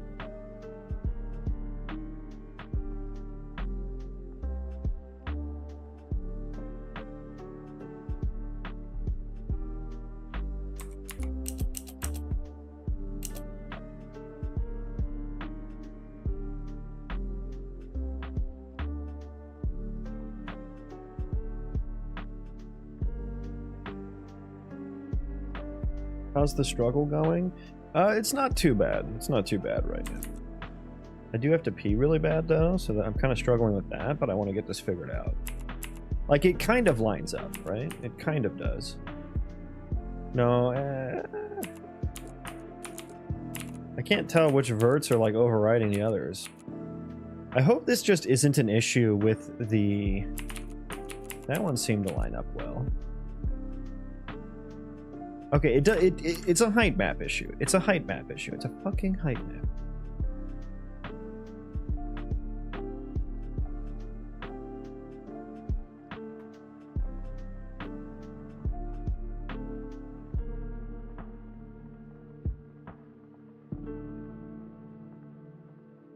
Let me look here. Let me make sure I'm getting the right pixel here. Index 2D to 1D, size, cube root, vertices number. Let me look here. Let me look here. Size is 14. Oh, yeah, that's not right. Yeah, okay, that makes a lot of sense now. That makes a lot of sense. Yeah, that wasn't the issue. I know what the issue is now. I know what the issue is. Okay, yeah, so this size... What am I using that for? Yeah, no, we don't want to cube root vertices. That's kind of dumb. Well, we don't want that. We want height map cubed, because the vertices, I've gotten rid of all of the vertices that don't do anything. But that is not... that vertices array is not a uniform size. Let's not do a cube root every loop. That doesn't make sense. What am I using the X, Y, and Z for? Oh, just to... Yeah, okay. Yeah, that makes sense. That's fine.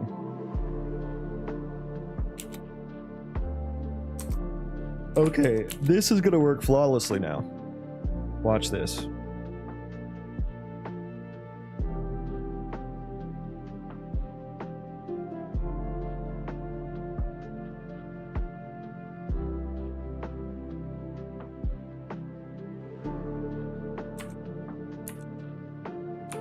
Watch this shit. Okay.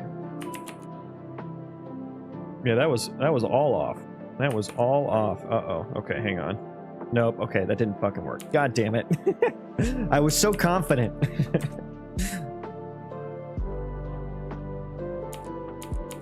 Did that pick up my changes? Okay, I feel like that should have worked, like, for sure.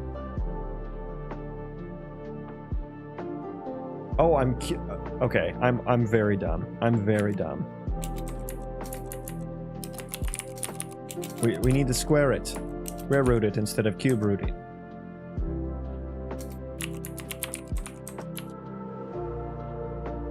Now I have 100% confidence here. Just you guys wait. Just you wait.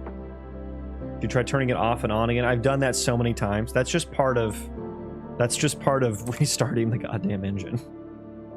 Welcome in, no push button. Check this out. Okay. Okay, I don't know. I don't know. Hang on. I think that's actually right. I think that's right. I think that's right. Let's get rid of the height map thingo. We need some tolerance there for sure.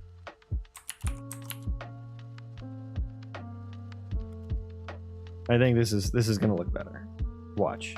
Just watch. Wait for it. The payoff's gonna be huge. If live coding would cooperate with. There we go. Okay, boom. Boom. Okay, I think that's good. Let me make sure these verts line up. That lined up, right? That lined up, right? It's lining up. Oh boy. Oh boy, it's lining up. Okay, wonderful. And just because of the biases... Oh, that one's not. Hang on. Off by 1?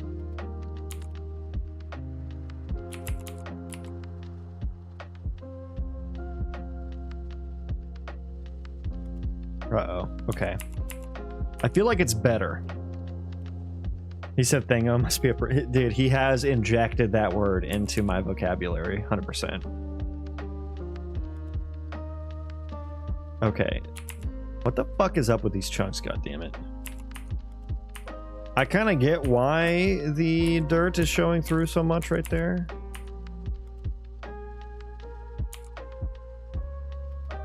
Okay, I thought I had it. God damn it. What's the fucking issue here? What's the fucking issue here? And so turning this on, turning that back on, so we're gonna get the nuns. I hate nuns. Not none as in nil, not as in like the religious figures. Although I do hate those kinds of nuns as well. Okay. Well, let's just look at it sans height map. Okay, that still doesn't even line up.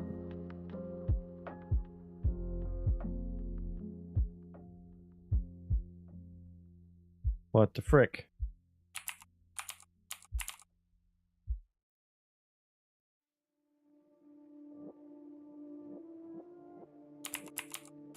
I am liking how the internals are looking there. Yeah, they don't fucking line up. Okay, more is wrong. More is wrong.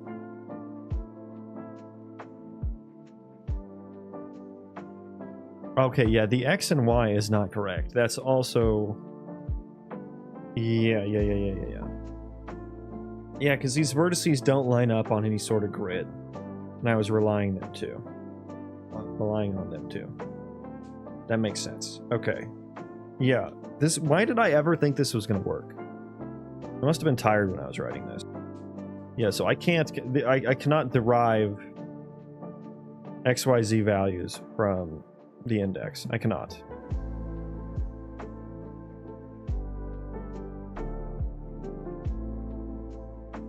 But I can take the world vertex, or even just the local vertice. Yeah, let's take the local vert, X and Y. Would that line up with I mean, it should. If they're unaltered, it should. Unaltered height map verts, it should line up. But it could be, there could be no height map value. Right? Well, it could be, I guess it would end up in between two, oh no, I have to do like a trilinear interpolation, don't I? Oh no. I didn't think this through. Okay, so... Yeah, does that matter? I mean, I only need it for the relative to height map biases. How much... And right now I'm only using that for like what I'm going to consider a surface material, which right now is just grass.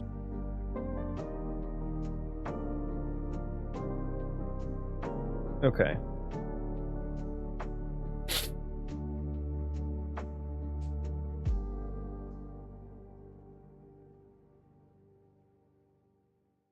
What am I going to do about this? Okay, let's just do happy path. Happy path. Happy path. We're going to do the happy path, which is the X and Y lineup. So get rid of that. We can't rely on that anymore. We can, however, we need to...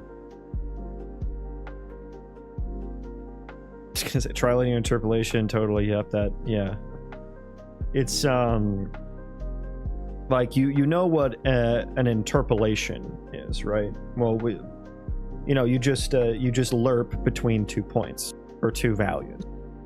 You can do a bilinear lerp, which is lerping between 2 values. You can do this on like an XY coordinate grid, right? A trilinear interpolation is doing that in 3D. And it gets complicated. Because I'm essentially like, I have a point in 3D space, and I want to get what value the height map is at that 3D point's XY. Like, disregarding the Z of that 3D point, basically casting upwards. Like, where is the height map? Or downward, would be down. Where is the height map in relation to that? And it could, because of the way that I'm doing a height map and then pairing that with 3D noise. The 3D noise does not line up with the height map. So there could be a 3D noise point. This would be like a cave or a noodle or something. That does not line up with the height map points. And so if I were to try and look for the point in the array where I think it should be. It's either going to be wrong or not there. And so what I have to do is I have to get the two, or rather the 3 closest ones, and lerp between them all using some more complicated than just a lerp 3 times math.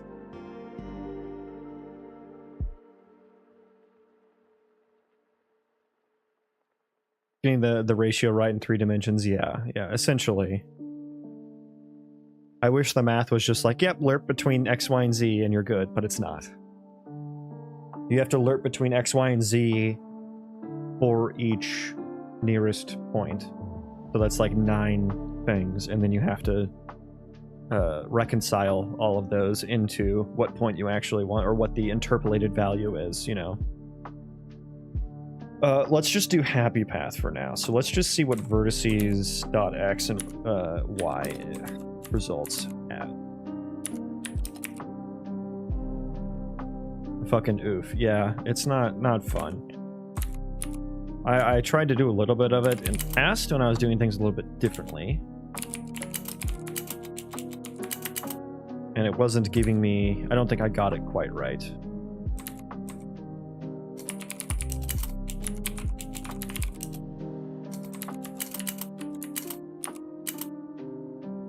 Do we just make it 0 then if it doesn't exist? Or let's do max float. Is there a difference between max lowercase float? What's the difference here? What is the difference here? I always use this one though, so we're gonna stick with that one. Okay, let's see if that outputs anything better.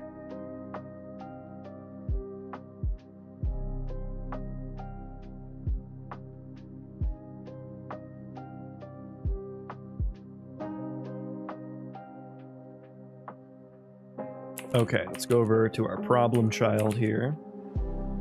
Generate. Oh my god, it's so brown. Did that line up? I think that lined up, but I think that also lined up before as well. That one's still not. I think it's looking better. I think it's looking better. Yeah, those two weren't. Now, all these on the height map should be like the indices should be lining up. Let me check real quick. Let me like manually spot check a few of these boys. And let's actually do...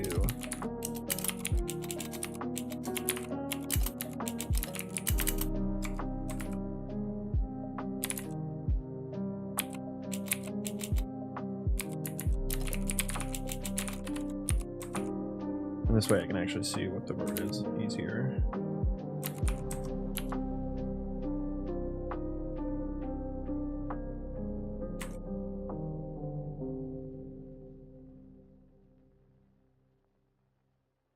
Okay, I need to go to the bathroom. BRB.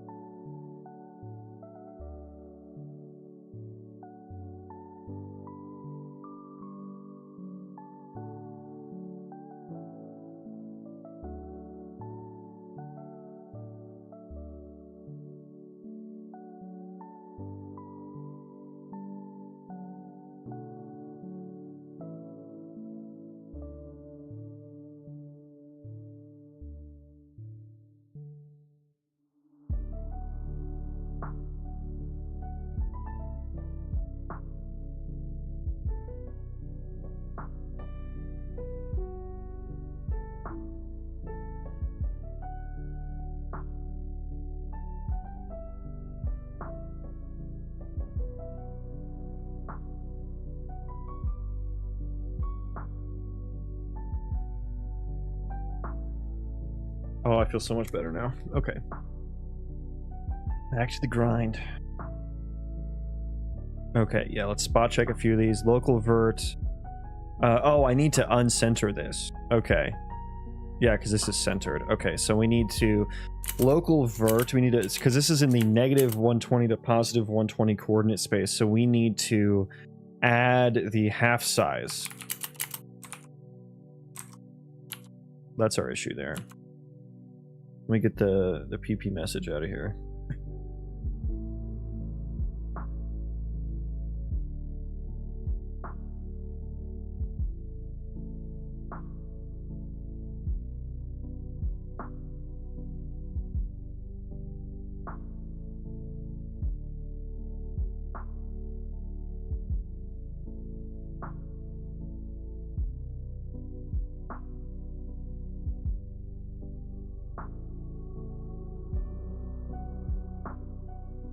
Okay, come on. Show me the money. Ah, fuck. Okay, we're still not lining up. Look at these again. Size -1, maybe, is what I need. What is size? Should be 41. Okay. Where's local vert now? That is not right. Oh, I need, okay, I need size... Oh, this is so annoying. Okay, I need size what? I need, like, the LOD passed in here, don't I?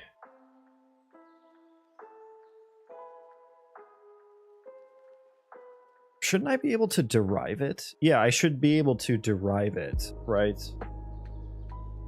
Well, no, because I don't know what the bounds are, really, from this perspective. Fuck, I need to... do I really need to pass in the LOD? That's so annoying.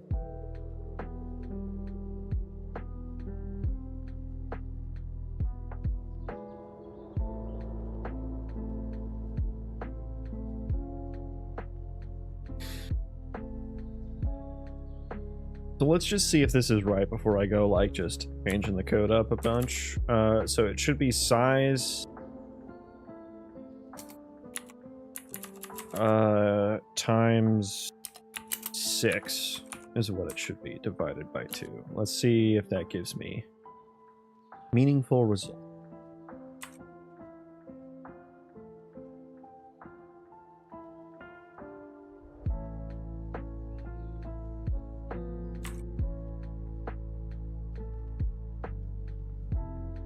Brown.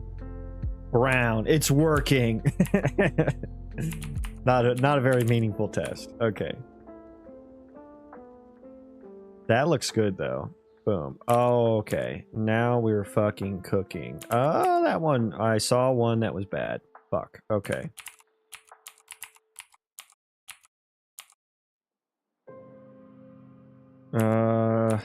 It's better. Those ones line up, which is good. Yeah, it's better. It's better. Shit, that one was bad. Yep, that's still bad.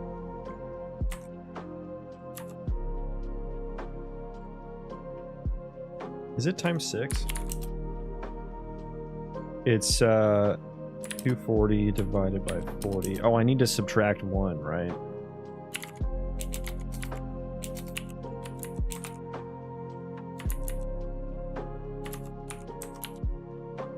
Yeah, because that doesn't make sense, right? Right? It would be 41 minus 140 times 6. Yeah. I should have subtracted 1 there. That's why we're off a little bit.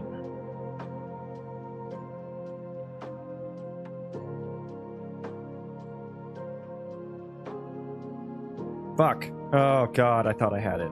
Come on.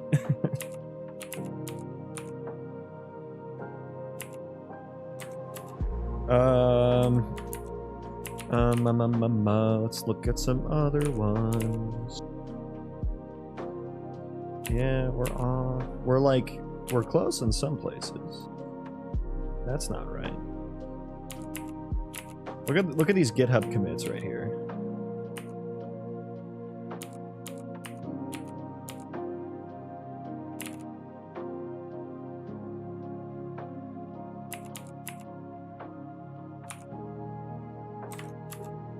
And I guess I think I'll know when this doesn't produce any issues, right? When I get it right. So we got vertices. Let me spot check this again. Local vert 24.6. Let me pull this up here. Okay, so the y is not a round number. Oh boy. It's not a round number, and it should be.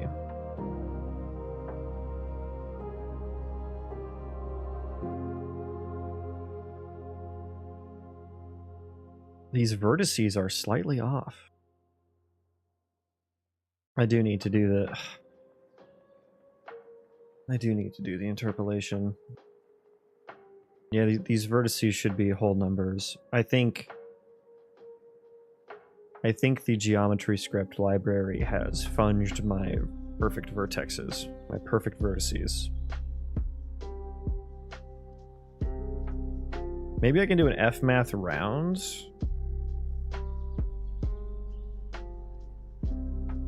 And really, let's do this.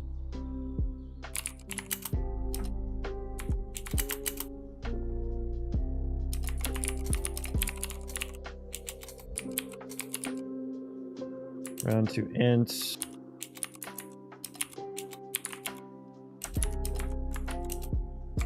Give me y. Give me x, give me y. We'll take a look at that.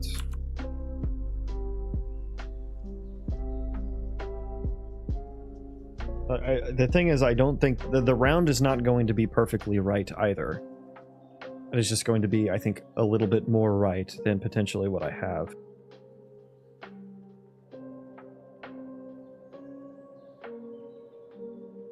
I need to do the interpolation, which makes this a problem. Kind of makes it a problem. Yeah, that only changed a couple. Yeah.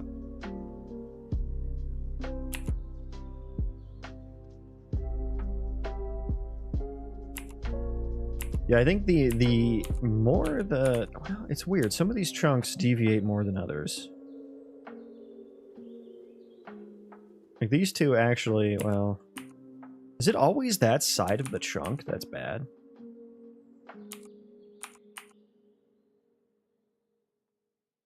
It does. It's all messed up towards the top. Hang on. Do I need to add one here? Do I need to add back in the one that I took off? Because it should be 0 to... Well, let me get this number. This number should... This is a... I know what this needs to be. It should be 120.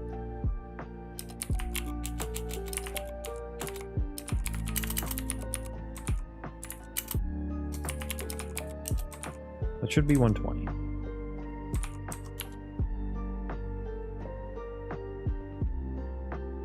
And it's going to be...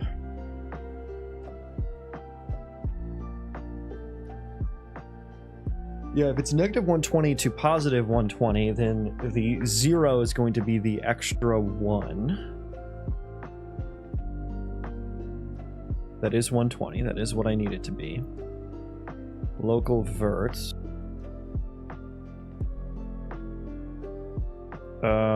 What?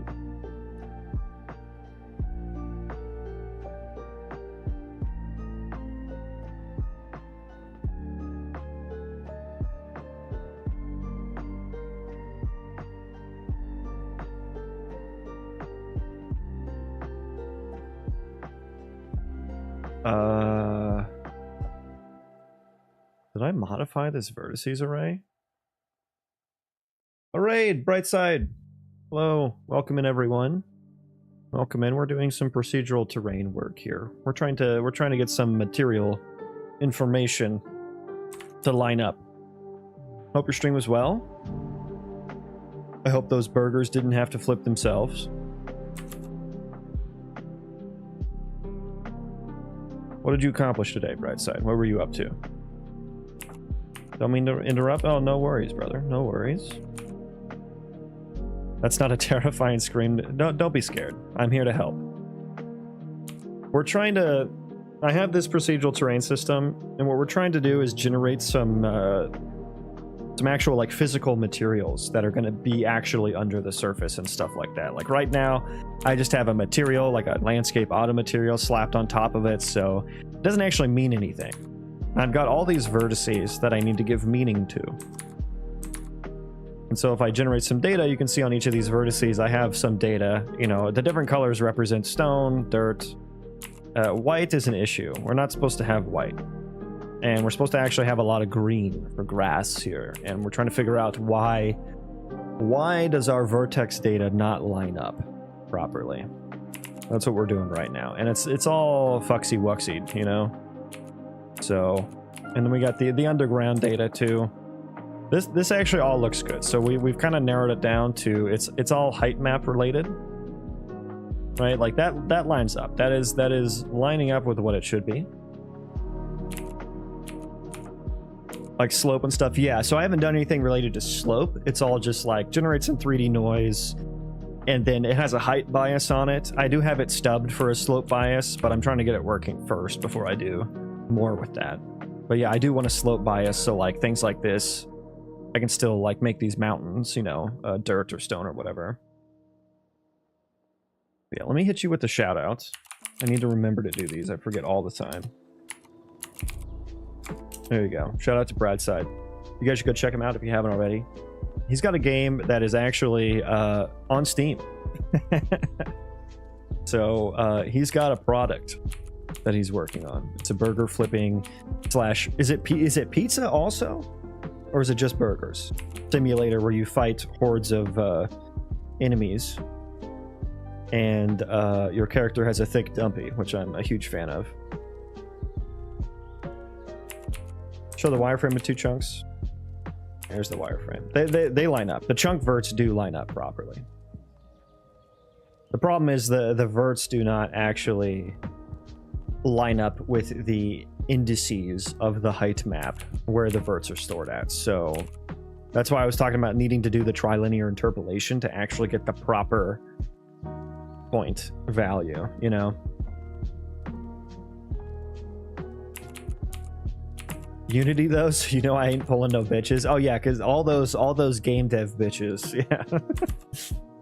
Yeah, the hordes of women that I have to fend off because of my Unreal Engine game dev skills. Yes, of course, of course.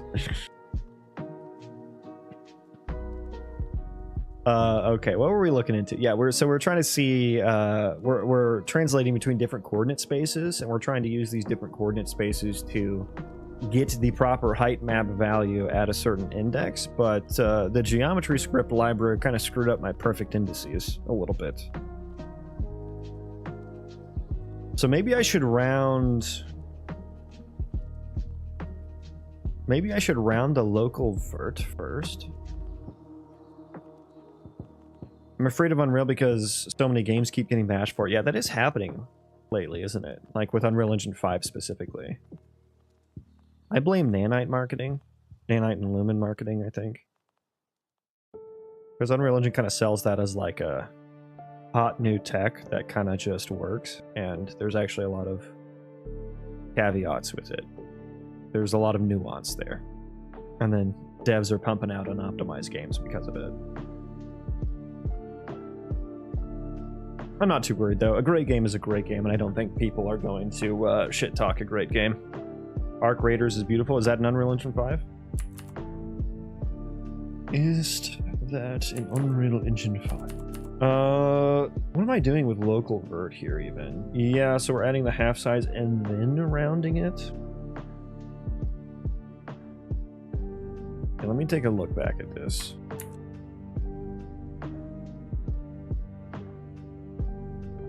Local vert. Okay, that is about what I would expect it.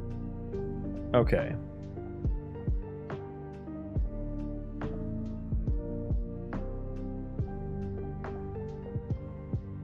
$239. I'm wondering if I need to... Let me look at this vertex.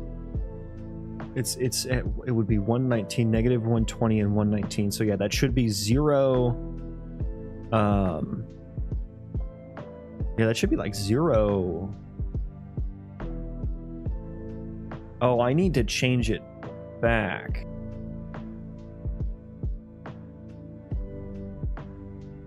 Yeah, okay. I think I get what I'm doing wrong here. Okay, so we need to change it back into the...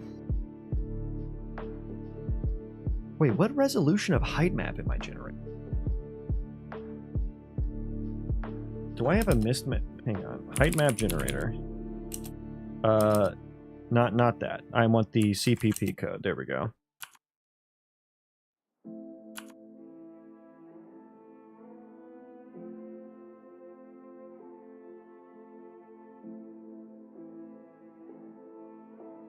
Okay, here's the LOD. Oh god, we have to do all this. The spline distance calculator. Oh boy. Oh boy. Where do I initialize the height map noise data at?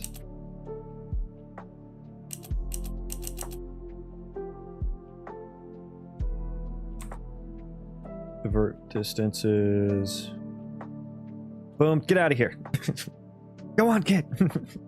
Boom, have you seen my noodles? Have you seen my noodles? Oh, I'm breakpointed. Give me a sec.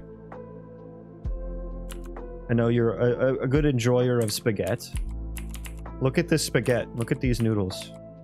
I don't know if you've seen these yet, but I think you'd appreciate them if you haven't.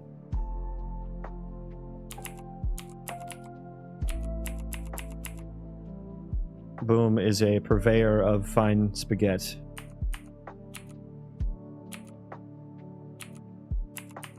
The noodles. The noodles runneth deep. I'm happy with them though. They could be better. Some of them are like kind of weird. Like, what is this? This is just a pancake. We don't want that. Some of them are just like circles as well, like this one. Like, yeah, they're not good caves. But it was the most I could do without getting too deep in the noise generation. Like this one here, circle. Hate it. What I had to do is I actually took this noise and I like stretched it horizontally such that there'll actually be like walkable, right? So we have the height map generated.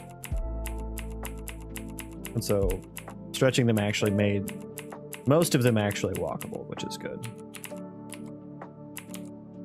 Then of course we get to like this situation. Well, I guess that one's walkable too. That's kind of crazy. That is a steep one. Here, breaks right here. So yeah.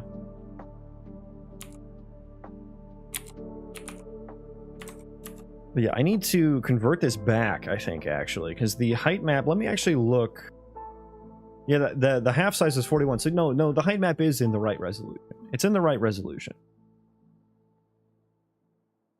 Now, I need to convert this back. So we've properly subtracted it back to its correct. Noise makes games and quantum physics makes reality. Whoa, dude. That's too much for me.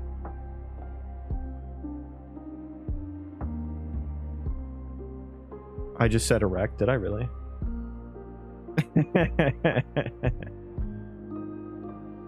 It'd be like that sometimes, though.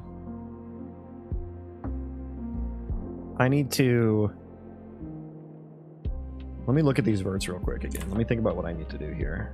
It's like at the tip of my noggin here.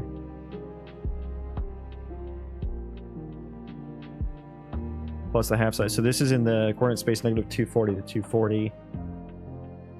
I need to squish that. I need to squash it or squimsh it down into the 0 to 40 space. It means I need to center it. And this is the centered vert. But now I need to also divide these by... It should be 6. I'll pass this value in. It's the LOD scalar. This is what that is. But I think that's more righter than what we have now. And I should do this instead. Put that inside the round. Can't cancel that.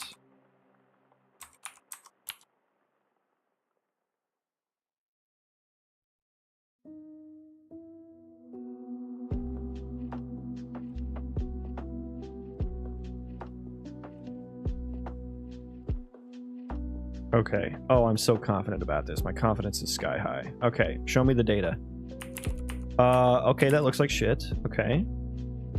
And it doesn't line up either. Wonderful. Wonderful. Okay. It kind of lines up. But why is the data... Why are we so bad? Let me check over here. Oh my god, it's just white noise. Okay. Okay. Yeah. Okay, so if this is now in the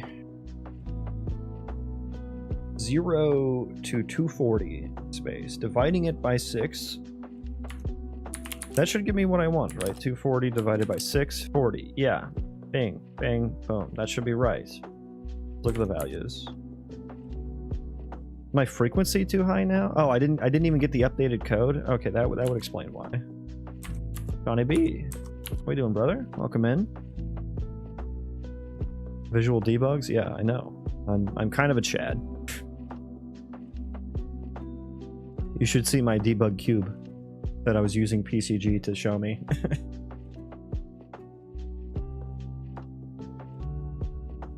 So, okay. So it's still wrong. Still muy wrongo. Okay, so we are now in what are these? What are these numbers? -96 to 140. Let me go to chunk 00 to make it easy on myself. Okay, yeah, right there. Generate the data. Half size 120, good. Vertices. Yeah, these are all like out of order. So, okay, Y is 240 though. And that lines up. It's 120 here, it's 240 there. And then what is X? X is 1. Is that what I would expect?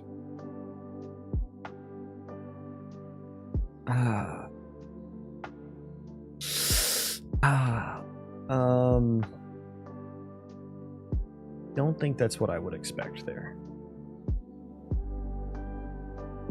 40, I think, is correct.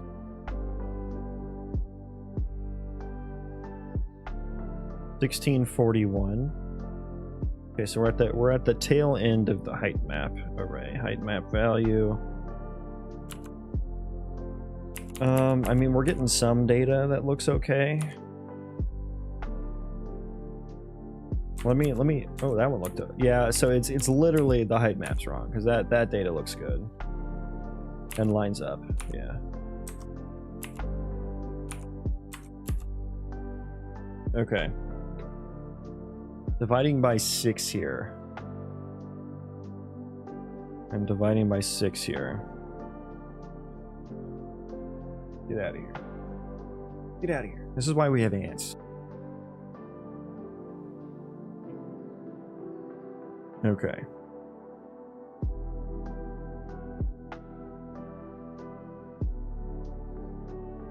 I should probably just bite the bullet and do the trilinear interpolation. But I know that there is a more proper way to do what I'm doing here, such that it would give me at least mostly correct values.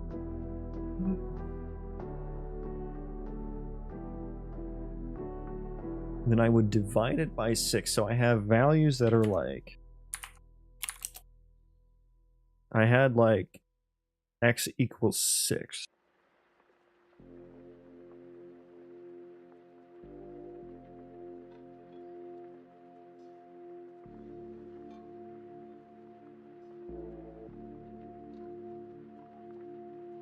Should I just divide all the numbers by 6 first?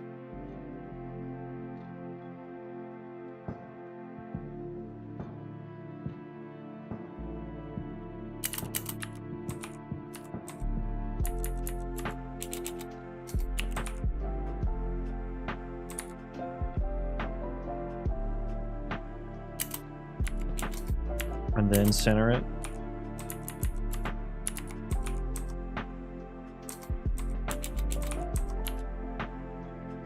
My order of operations subpar.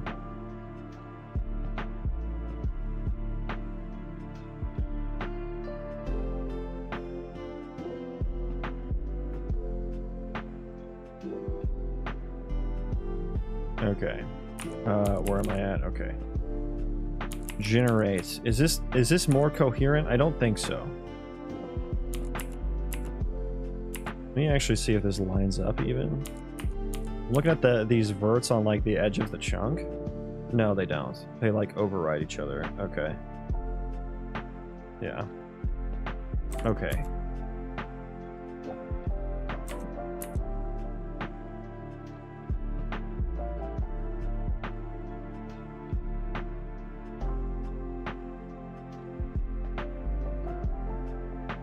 Okay, so the vertex 114 to negative 114.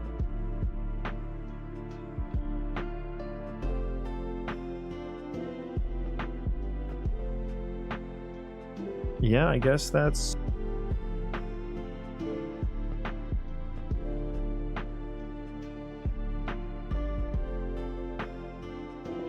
So why is that wrong? Let me go back. Let me just like kind of orient myself a little better here. Let's get rid of the height map stuff. We're going to get rid of the white values at the very least.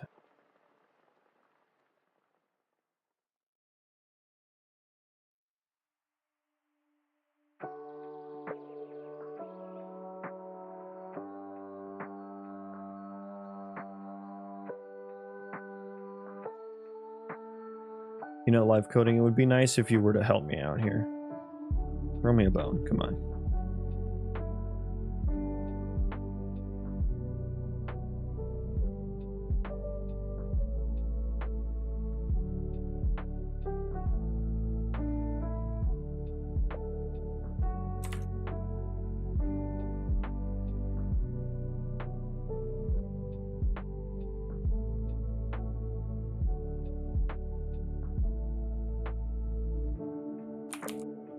Yes. Yeah, that's set up. Okay. That looks... Look how much better that fucking looks. Okay, did I just need some tolerance? Is that the only thing I needed?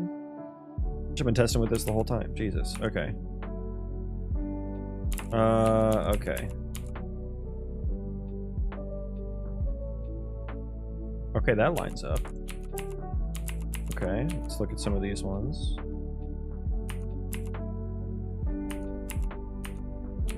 These ones are kind of hard to look at. I think that's okay. Yeah. Okay, I think we had it. We just needed some tolerance.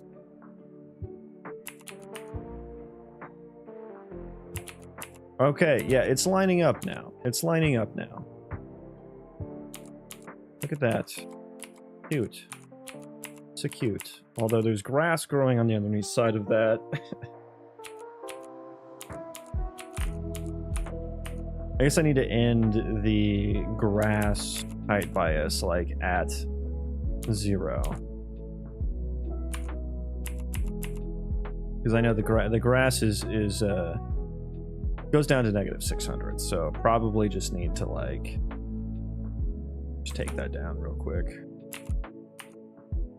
Does that like update? Let me see here. Yeah, there we go. That fixed it.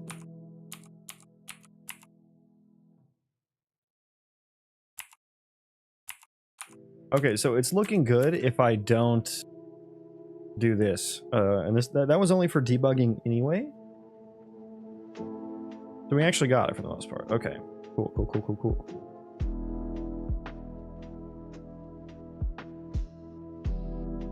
I do still want this for the debug cube though. If it's greater than height map value, I'll do plus 0.1. Is that enough tolerance?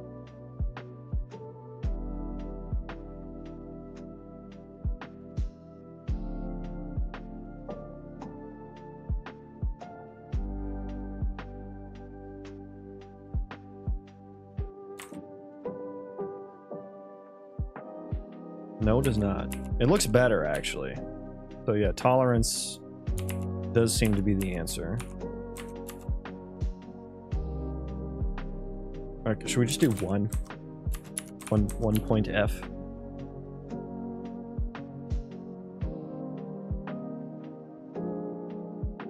I wonder why that isn't exact. Just floating point nonsense? No, that's still still no bueno.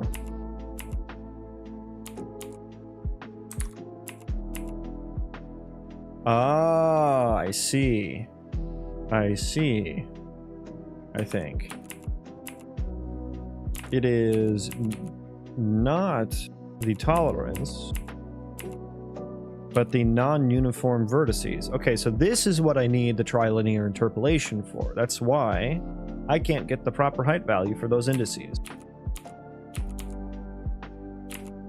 Because you see how the verts are like... It's not a uniform vert. So I need to be able to get the height map value at a non-uniform vertex, which means I cannot just get it by the indices here, which means I need a trilinear interpolation, which sucks. That is suck. Yeah. Okay, let me see. I actually want to... Let's isolate this scenario just so I can take a look at some of the data here.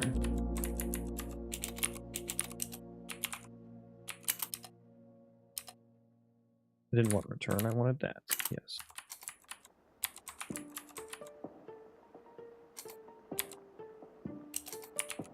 Height map value equals max float. Yeah, that would be why it's white. Yeah, that makes sense. That makes sense. So let's just breakpoint there in that scenario. So I can just take a look at like what our values are there.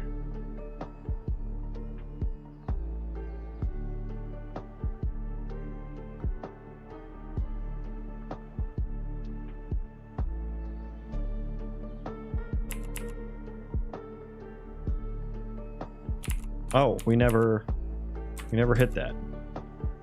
Oh, I guess we just rounded to the right thing, but then it was this scenario. Yeah, okay. Yeah, so I guess what was the vertex? Let me look at like what are we at here? Of course I can't like find what the original value was, but I can look at this.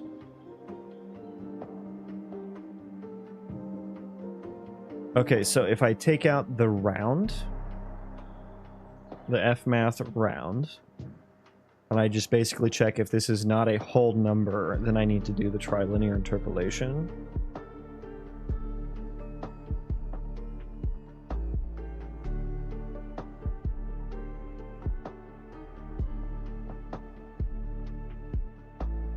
Yeah, so this will have just rounded to the nearest. Yeah, so Z is 600 and then height map value 592. So this is getting like the vertex right next to it or something.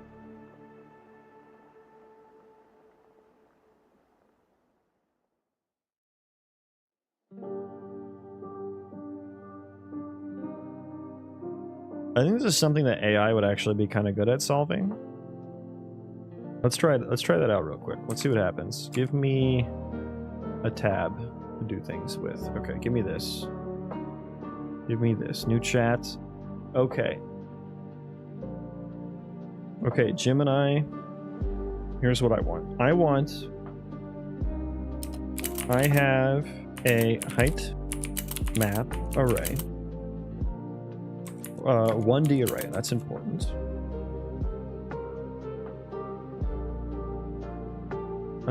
How do I explain to Gemini that this is spatially... It is uniformly spatially organized with local vertices. I guess it doesn't matter if I pass the local part because I can do that translation. If I have a 1dimensional height map array that is organized, that is ordered by 2D or uniform 2D coordinates.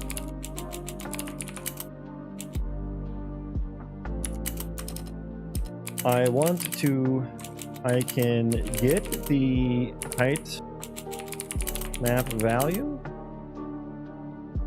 at an X, Y coordinate.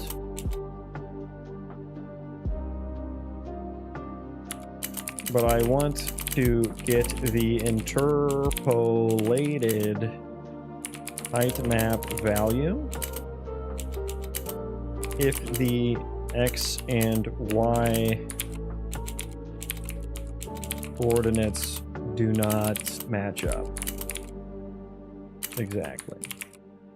All right, Gemini. Cook me up some hot thoughts here. Oh shit, hang on. Stop. Delete that. Can I delete that? Get out of here. Forgot to tell it in Unreal Engine. In Unreal Engine C++. There we go. Okay. Run the prompts. It was like, give me this Python mumbo jumbo. Understand the problem. The user has a 1D array representing 2D height map. The array stores height map value sample at uniform grid points like pixels in an image. Yes. Identify the core task.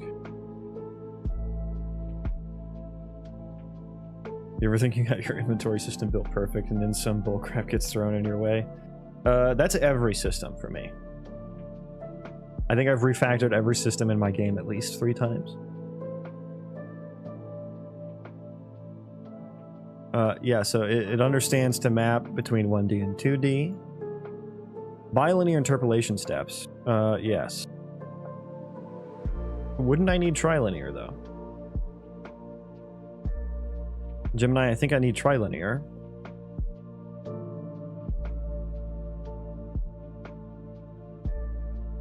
Find the grid cell. Oh, it's going to get the 4 surrounding grid points and then do... Oh, yeah, that makes sense. It can get the 4 nearest points and then bilinear interpolate between each set of points on the same axes.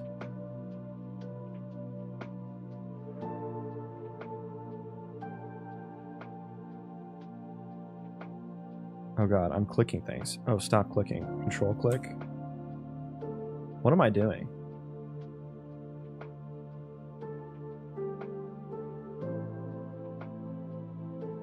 I was trying to... Boom, what is this? What is this? Oh, not like this? Oh, you're not a fan of Gemini. You should try Gemini 2.5. It's pretty good. Pretty damn good, actually. It beats most of the other models. I actually think it beats every other model on most benchmarks.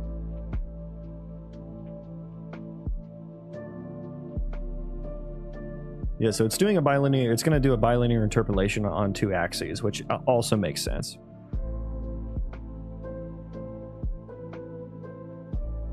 If it's outside the grid boundaries, yeah, I don't have that issue. I don't need to handle that case. Structuring the code, refining the implementation. Okay, let's see. Give me the collapse your thoughts. Give me the actual output here. I use Gemini often. Ah. Are you using AI Studio? That would be my next question. Don't use the Gemini chat interface because that one does suck. You got to go to aistudio.google.com. And you got to use this guy right here. 2.5 Pro. This is the good stuff. And I don't like it is pretty stupid that they do that. That there's this Gemini. Like don't do that. Don't do gemini.google.com. This one sucks. For some reason. I don't know why they make it so confusing. And this one is a lot better. And you can like tweak parameters and stuff like that. And I don't know why their chat, like they do certain things with the chat one that make it suck. For some reason. I don't know why.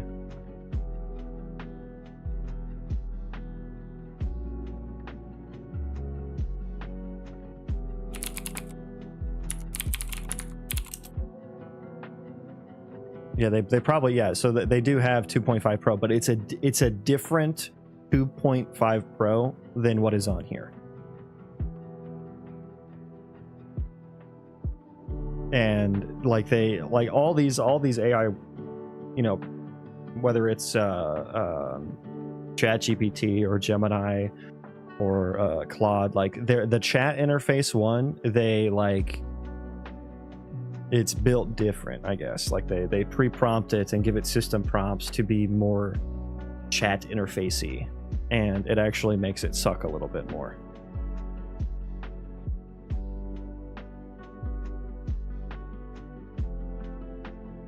Yeah, let me see what it output. I really just need the bilinear interpolation function. I really don't need the rest of it. I like the 2.5 one that gives me its thought process. Yeah, I think that's pretty cool to see too. I use it to learn and navigate ideas. I don't know how to code. Yeah, I think it's super helpful there for sure. Does Gemini also like not listen to you sometimes and try to work around your problem rather than help you with your new idea? I've definitely had that issue with all AI models up until 2.5. 2.5 has been actually pretty crazy, to be honest with you, for what I've used it for, which is not a whole lot. So take that with a grain of salt.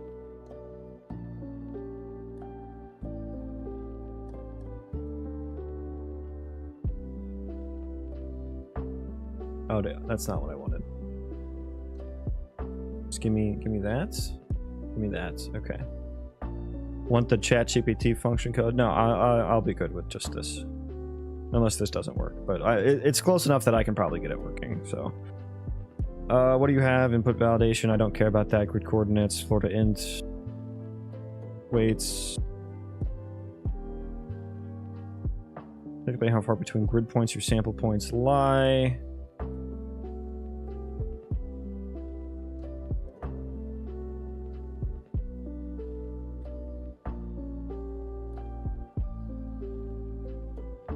Value bilinear. Yeah, I just need this part really.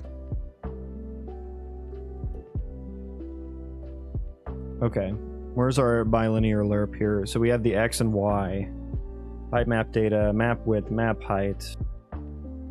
Yeah, let me just get this. We're just gonna straight copy and paste. That way we don't have that laggy ass interface either. We're just gonna throw this at the bottom here. Well, actually, it'll need to be at the top. I'm not going to put it in a namespace or anything. Just throw that right there. Okay. Well, it resolves, so that's good. Array float, height map data, map width, map height. We just need a size here. We don't need both.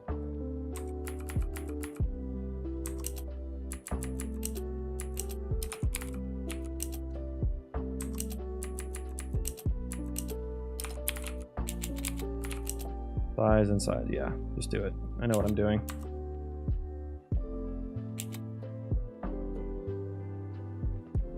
What is happening outside my house right now? Okay.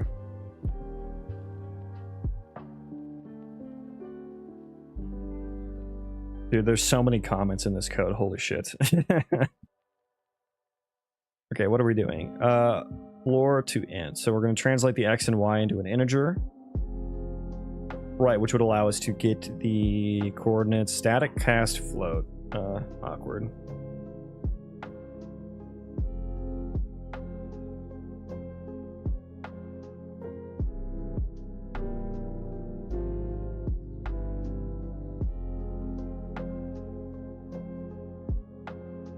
Okay. Get the integer coordinates of the top right corner. Okay, yeah, in relation to the current vertex. Calculate the fractional parts within the cell. Wait, what are we doing here? X minus x0, which is the float minus... Yeah, so this is the difference. Okay, yeah. Oh, so that's our alpha. That makes sense. Lerp bottom, lerp top. H00, index 00, which is the clamped y times size plus clamped x. I kind of actually want to use my 2D to 1D functions here because I think they explain the code a little bit better. I know I happen to know what that's doing, but it's just we're gonna go index 2D to 1D. Means we want x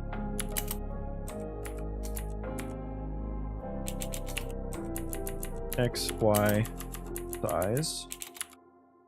Right, that's the params there. Yeah, okay. So that's just converting between 1D and 2D.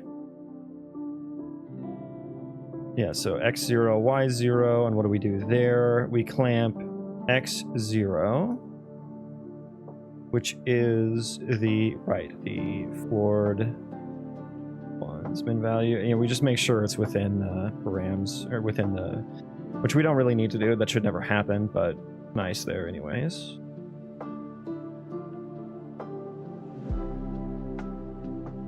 Yeah, okay, so this was easier than I thought it would be.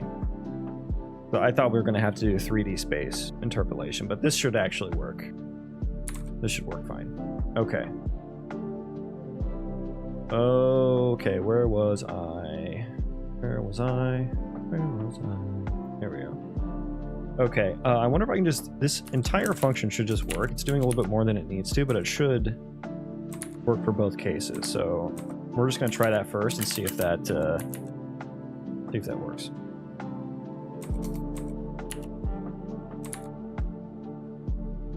Yeah, height map, data, we want size,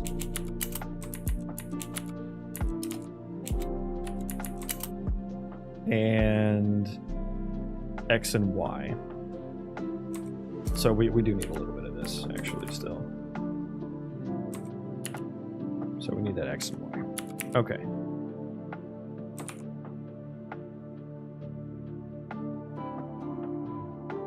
Okay, will this work? Let's just rebuild it. Fresh, clean slate here.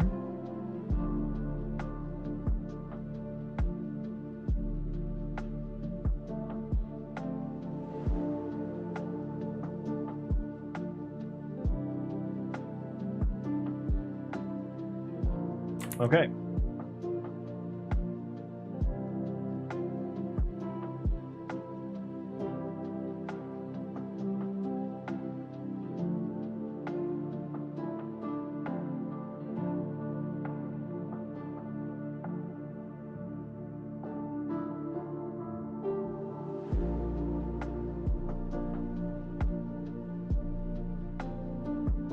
Show me the money. Go.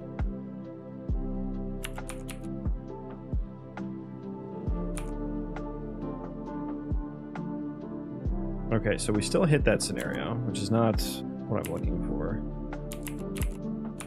I think it's a little bit better, maybe?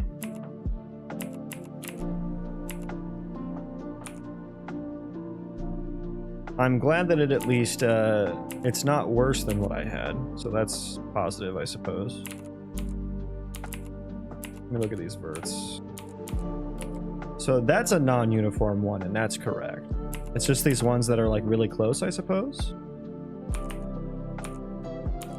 Yeah, so I think these are two that would have been wrong before. Same with like these two right here, and these ones. Yeah, so why are only some of these bad now?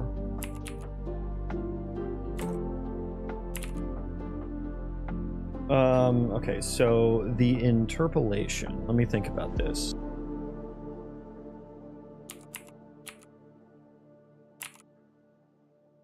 Yeah, there's definitely some of this that I wonder here. Let me look at that one. I'm predicting that that one will be white when I go back to what I was doing previously. Maybe that's just from the tolerance, but let's actually validate my assumptions here.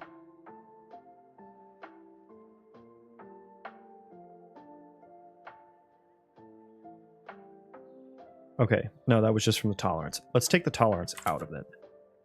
Then. I think. Well, we'll test that idea as well. See how much the tolerance is actually helping with that one. Oh, wow. Yeah, that's...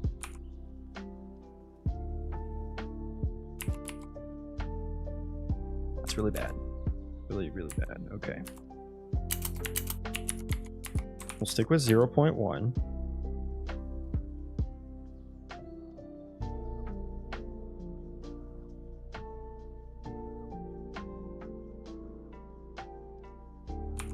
Okay.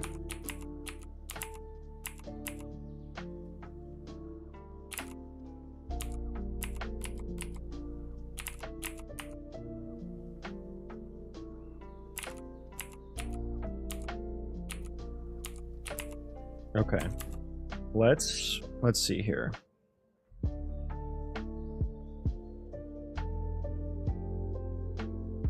Let's put this one back.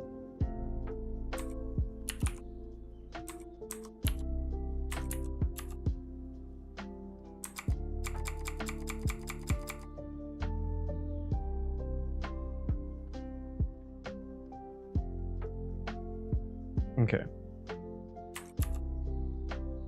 So we're still getting a somewhat off height map value. I wonder if we're... Let me look at this again.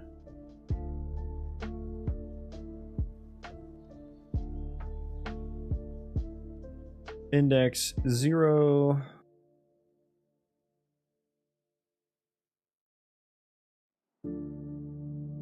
Size -1. Wait, what am I passing in? As the size.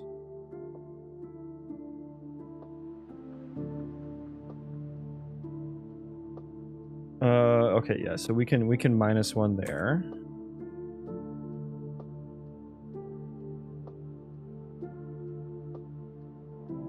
So we're going index 0, y0. We're going 0, 0, 1, 0.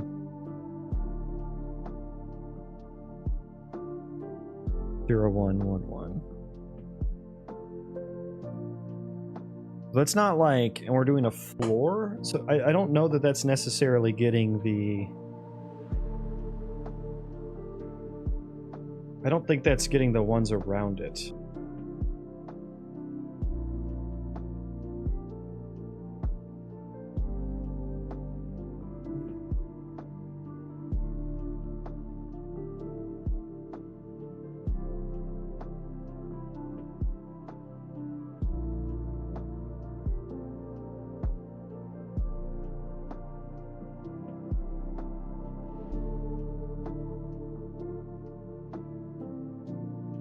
I should be getting the... And then we use the alpha, because that's the remainder, right? From what, 0 to 1, and what is this one? Index 0, which is... So it's 0, 0 to 1, 0. 0, 0 to 1, 0.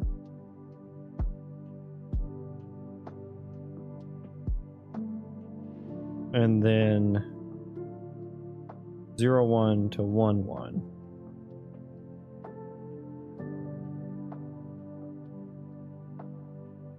And what is TY used for? Okay, I think that makes sense.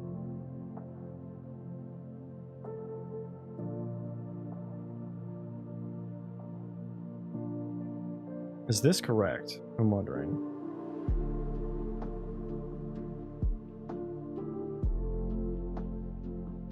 We're going 0, 0 to 1, 0.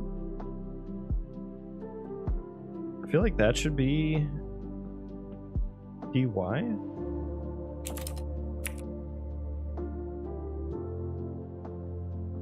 No, that is actually an X. Okay, no, yeah, that makes sense, I think.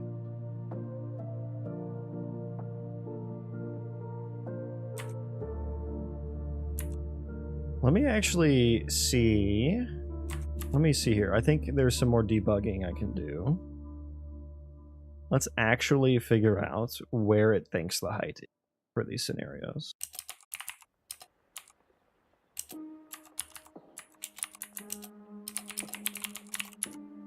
Get world.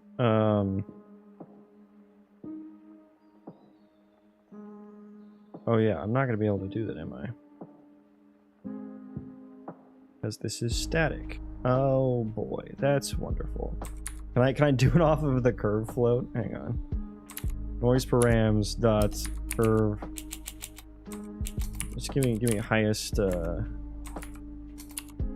noise params 0, Height bias curve, get world. Okay, yeah, we will just get it off the height curve. Cool.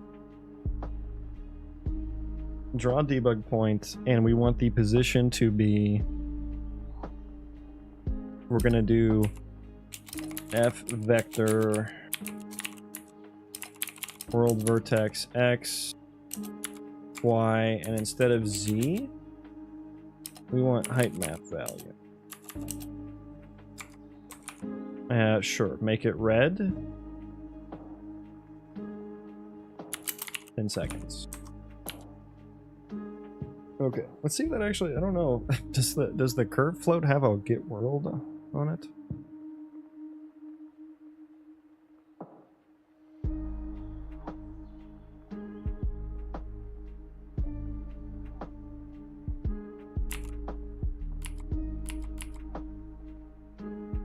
Okay, yeah, nothing showed up there. We definitely, like, get there, right? That's why there's 0. Yeah. Height map value 597.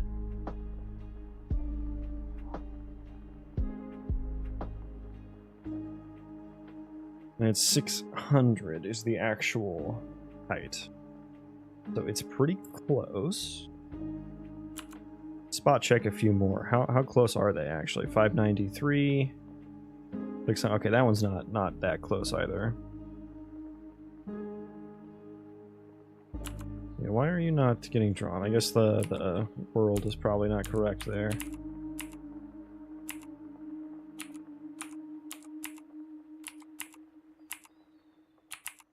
Hmm.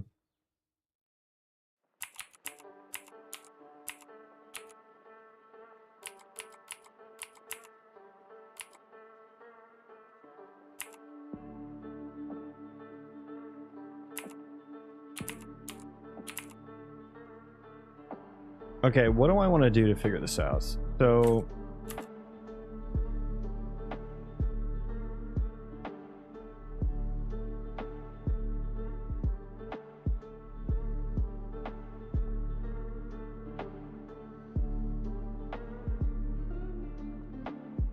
G-editor get world? Does that work?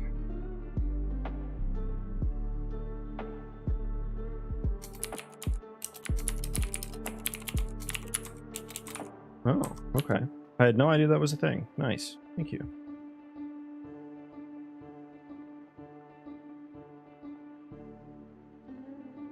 What are you mad at?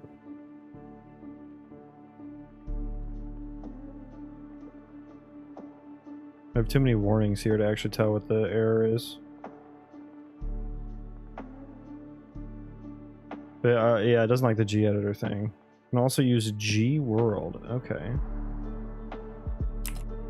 Like that. Okay, cool. I'm learning new things. Well, I mean, I still think it's probably going to have an issue because it's in a static function. Maybe not, though. Okay, that one worked. There are all my red dots. Okay. We'll have to look at it. Let's pause here.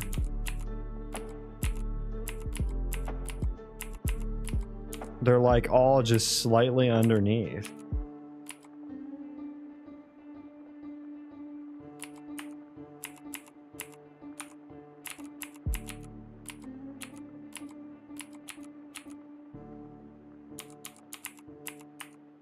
It's like it's getting the height of that one. You know what I mean? Let me check how I'm like.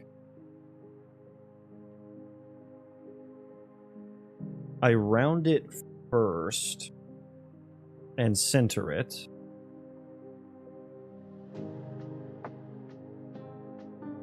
Yeah, I'm not passing in the... Yeah. I shouldn't be rounding it here. That's probably the issue.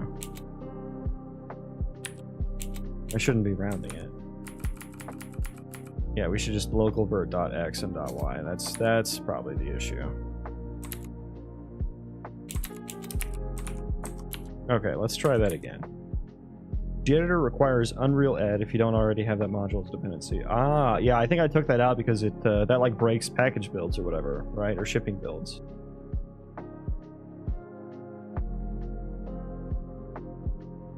Okay. Oh, did it work? Oh, it worked. Beautiful. Okay. User error. Typical classic user error. Beautiful. Okay.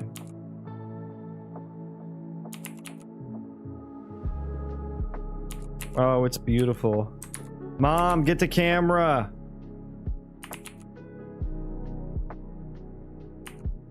Oh, it's beautiful. Look at that. Oh. Look at that pure, beautiful, freshly baked data. There we go. Some little dirt patches. Heckin' yeah, dude. Heckin' yeah. A little dirty in the hole. That's okay though. We intended for the holes to be dirty.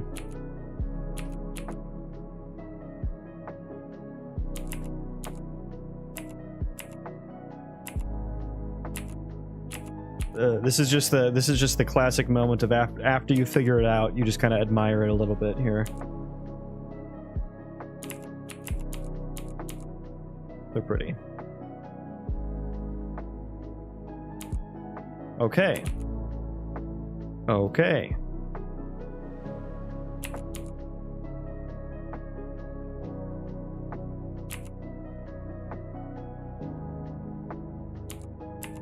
Gorgeous.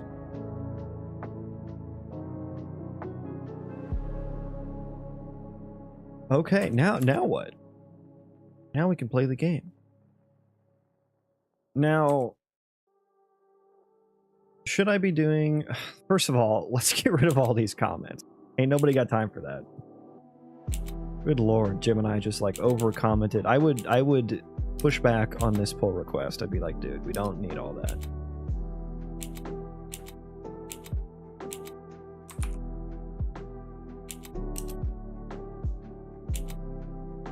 Okay.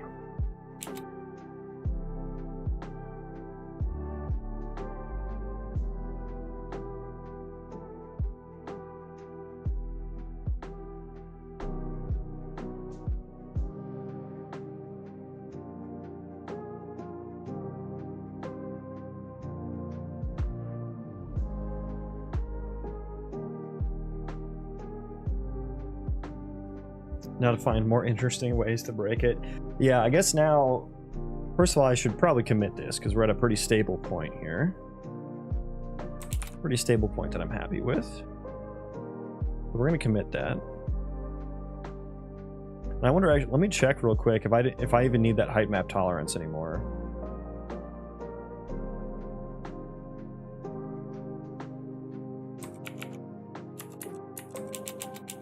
Do I even need that 0.1? Probably not. Well, we'll see, because it actually did make a huge difference, so we'll see. But I guess from here, either I just try to incorporate this into my actual landscape material, which I'm an absolute noob at materials, so oh yeah, we do need that tolerance big time. Yeah, it is just like one off there. Let's see. Yeah, it's like that for that. Yeah, we'll keep that tolerance there. That's it probably should be plus or minus. Not just plus. Well, no, because I'm checking if it's greater than. No, that's fine. That's fine, actually.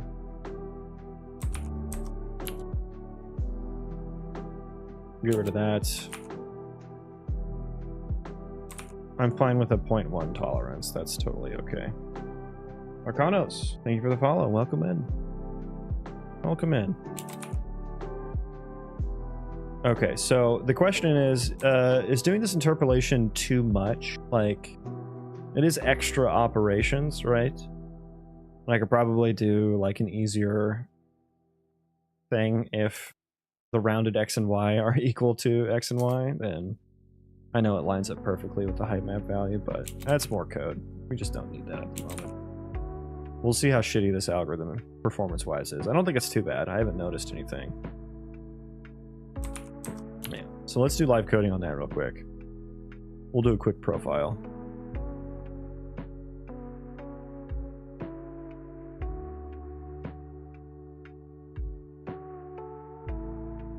Yeah, so I either start working with this in my actual materials to like blend between materials and stuff, which I kind of want to do that offline because I'm terrible at materials. So I kind of want to use it as time to learn. Rather than just fumble around with it. Okay. Got a few samples here. Oh, I didn't even click play. There we go.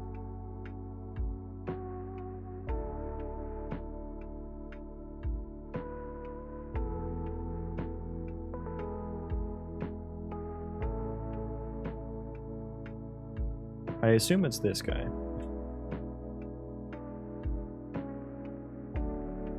I assumed wrong.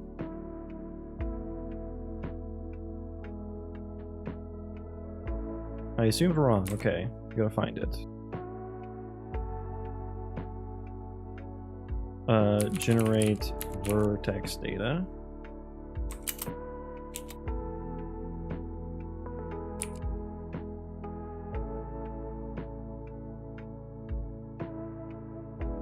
Oh, that is so fast. 2 milliseconds? Okay.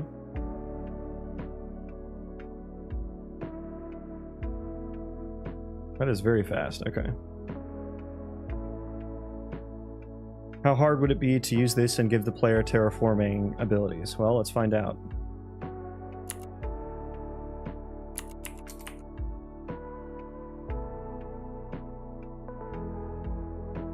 My pickaxe swing animation kind of sucks, so I have to go over. I know there's a little block over here I can use it on.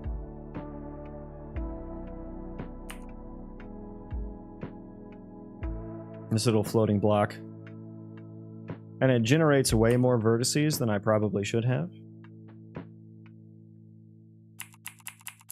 Okay, so let's click here. Show the vertex data. Okay, so now we have more vertices there. Okay, generate again.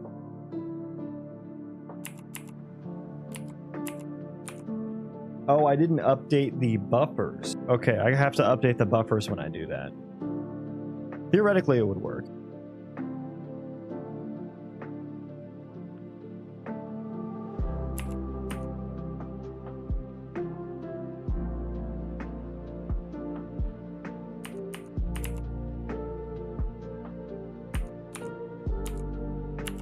Like, yeah, that generates so many vertices. Like, that's so many. I shouldn't have that many.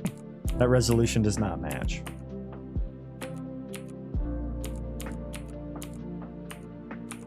So it needs work. So I guess the answer to your question is, how hard would it be to use this and give the player terraforming abilities?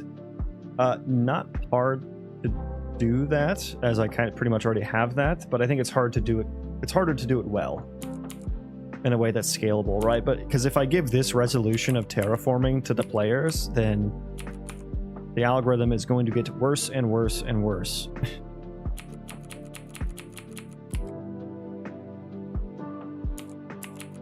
What is this?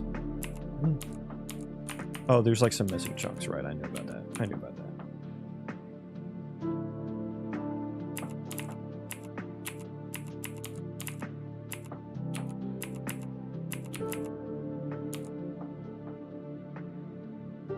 It is something I intend to do. This is going too fast because like I'll need to like recalculate them on the fly. Maybe you could optimize it when they walk away and they come back to less detail. I would rather just not even do the math to begin with if it's unnecessary, right? Because then I'm generating more vertices than I need to.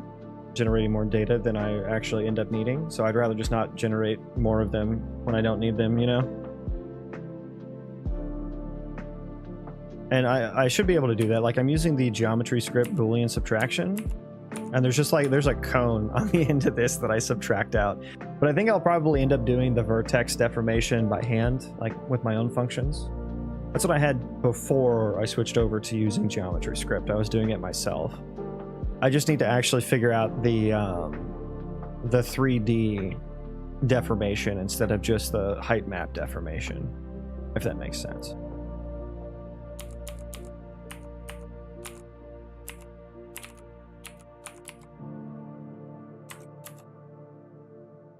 Yeah. Yeah, it looks like we were looking at, let me get some more samples of this. 2.2 milliseconds, 1.4, 2 milliseconds for the entire chunk too. And this is normally something that's just going to be done in the background thread, so super quick.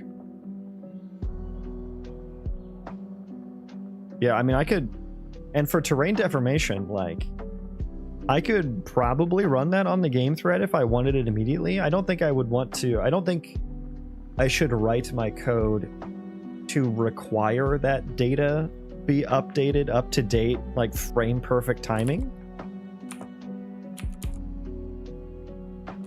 Because I don't think, because you'll notice like I'm doing this collision trace as well. That's not actually a collision trace, and you can see that I'm actually getting the data right. And I want to use this for like movement speed and stuff like that. Like, you know, maybe grass is a little faster than dirt or something like that.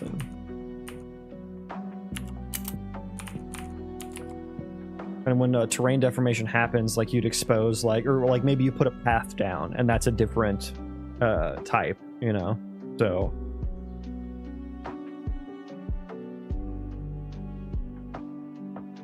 I don't think I would need that. Like if that's like a frame behind, I don't give a shit if, you know, you get movement speed for an extra frame after a terrain deformation. Like, I don't know. That just doesn't make that much of a difference for me.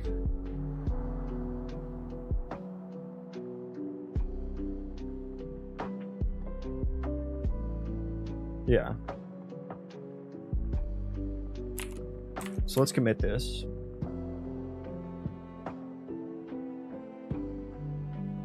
Oh, I need to, hang on, I need to fix this. We're doing a 6 here. We need to pass that in. And that is the LOD scale.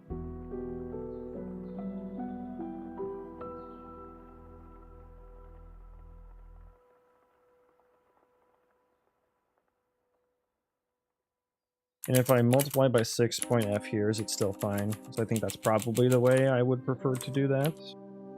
Check real quick.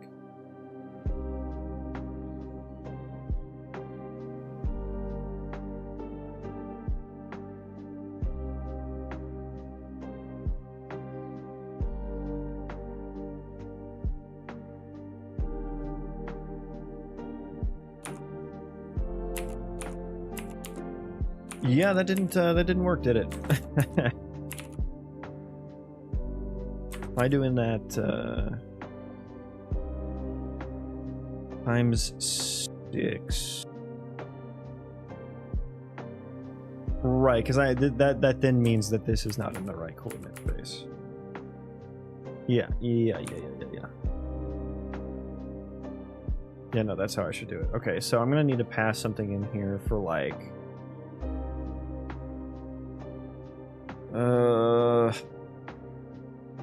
transform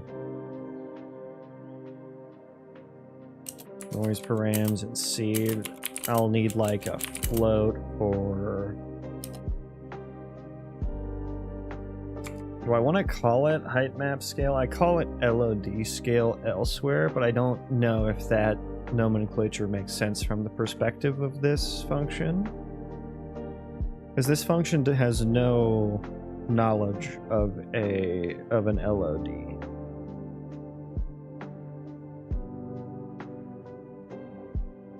It's more like, how do I transform the vertex to height map coordinate space?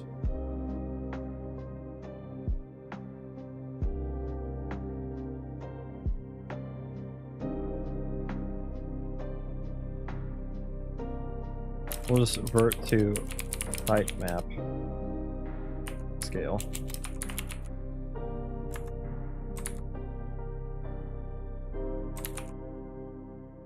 Height map to vertex scale or vertex to height map scale?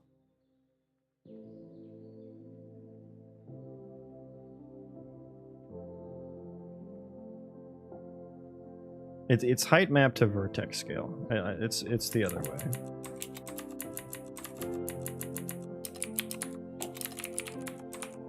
Okay.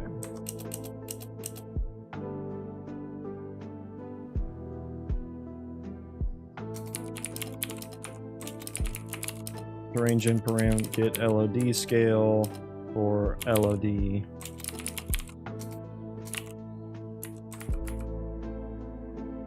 Is this the index? No, no, it's not.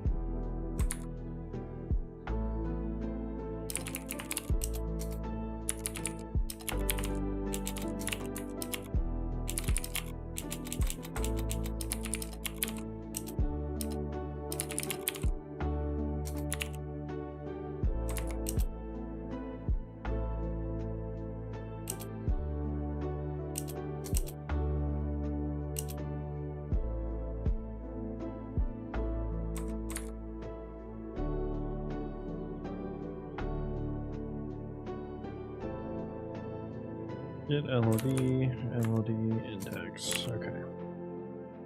Okay. Rebuild that. We'll check if that builds real quick. Then we can.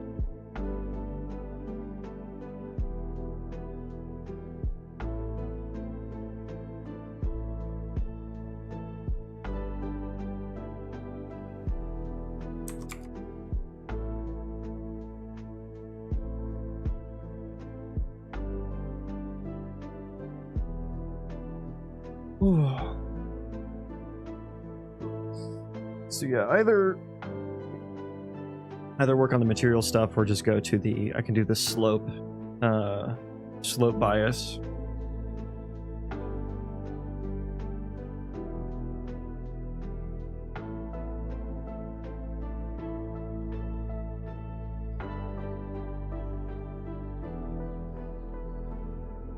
Which, let me think about how that would work.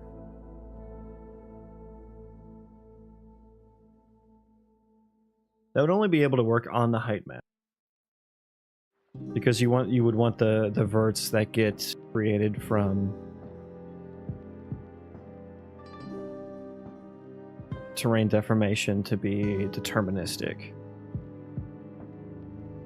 and we just saved the height map, so it's like, yeah, it would have to be height map based.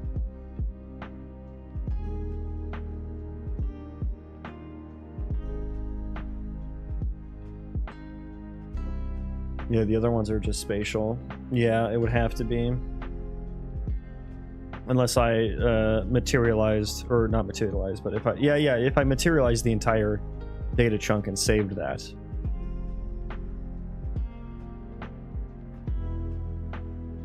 That would be the only way. I'd have to do that up front and save it, which is what I'm trying to avoid.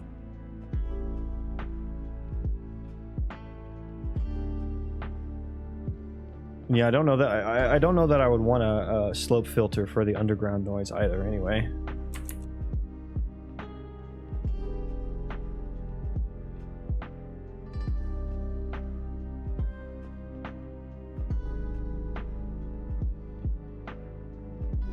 Yeah, because I want that underground noise to kind of cut through the dirt and stuff. Yeah, let's make sure this still works.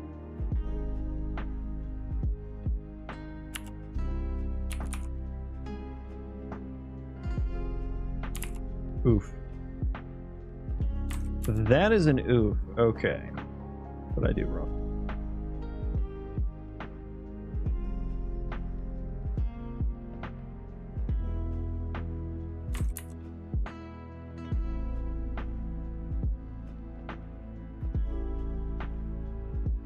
$300 is not what I intended to pass in.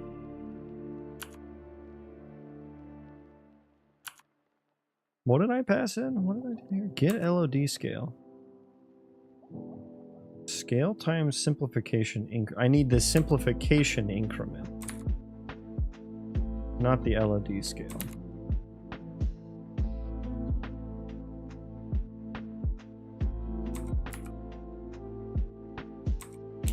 which is a U, my generic utils.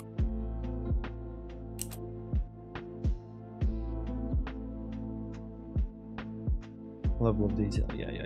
Okay. Yeah, that's what I did wrong there. Okay.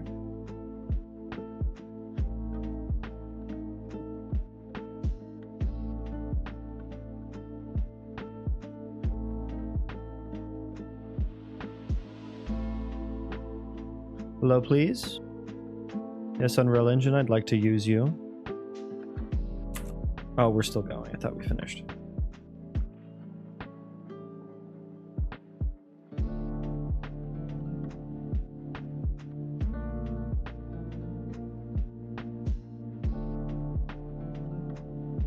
Generate again. There we go. Okay, we're still working. We're still cooking with gas. Heck yeah, brother. Okay. I want to see what this one looks like. Nice.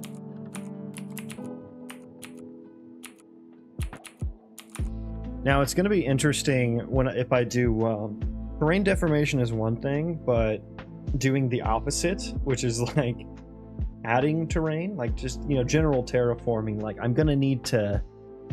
would need to store any player placed things, which I was already planning to do for things like paths or like, you know, maybe certain abilities can affect the terrain as well. So I will need to store that data and then reconcile it with the generated data here. Because what I'm trying to do is avoid storing this vertex data for any vert that I don't need it stored for, just to save on memory so I can generate as much of the world as possible in memory.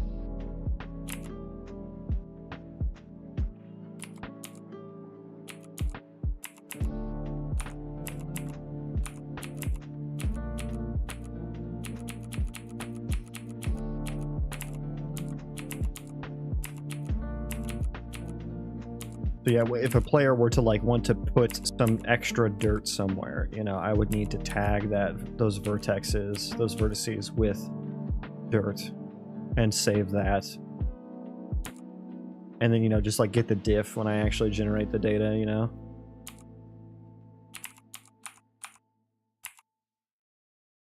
Looking cool though. Yeah. So let's commit it. I think this is good to go now. This is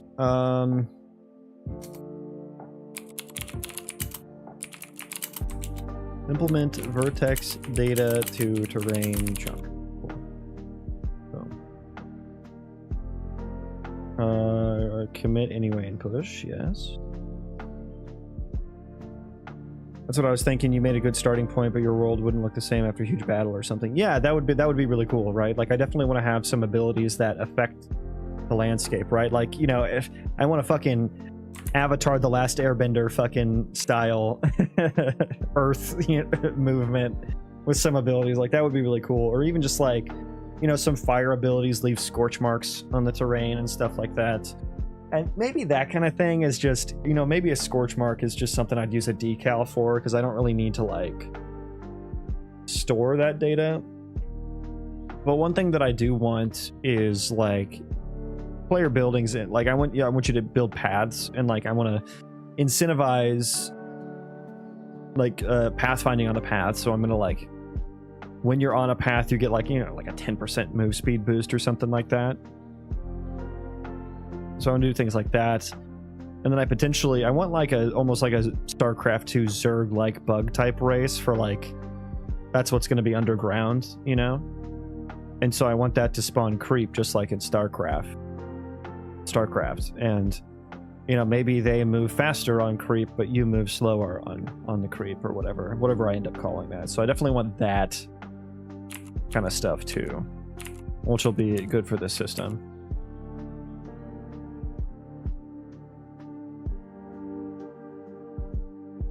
What if you use the same principles to have dead bodies stay there indefinitely, rotting until someone moves them? I mean, I can do that without this system for sure. I mean, I already have the ECS system, so that's kind of what I'm hoping to pair with this, because, you know, and I've said this plenty of times before, but like, you know, we're only generating this small radius right now. I want to generate the whole world, and I want to have it running at all times. So that's what the ECS system is going to help for. And yeah, you know, with that, I could just not delete the entities when they die, you know? And I'm sure I will have, I'm very RimWorld inspired, so I'm sure I will have some deterioration type stuff, type mechanics. I don't think I would need anything that I've done here today for that, though, is I guess what I'm saying. That would just be an ECS system state tree type solution.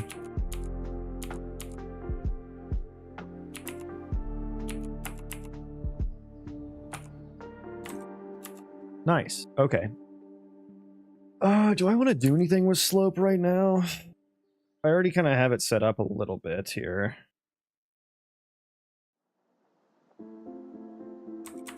Yeah, maybe. Because I am hungry, and I do need to mow the yard today. My dismay. But I don't know, like, this is a good stopping point. I don't know if I want to keep going or not.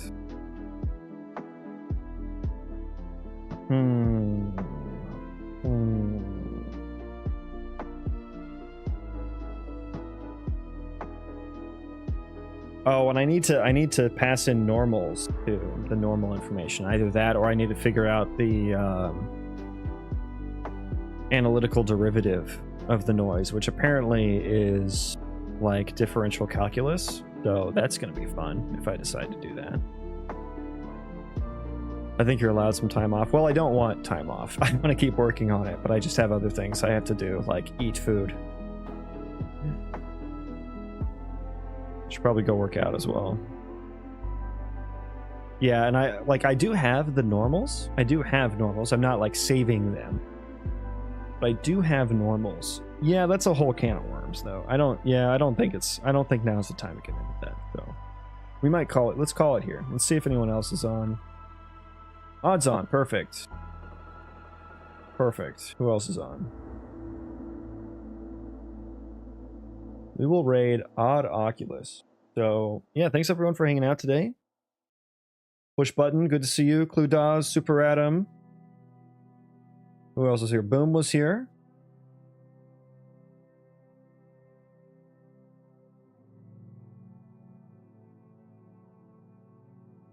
Oh, and Brightside Movement with the raid. Thank you.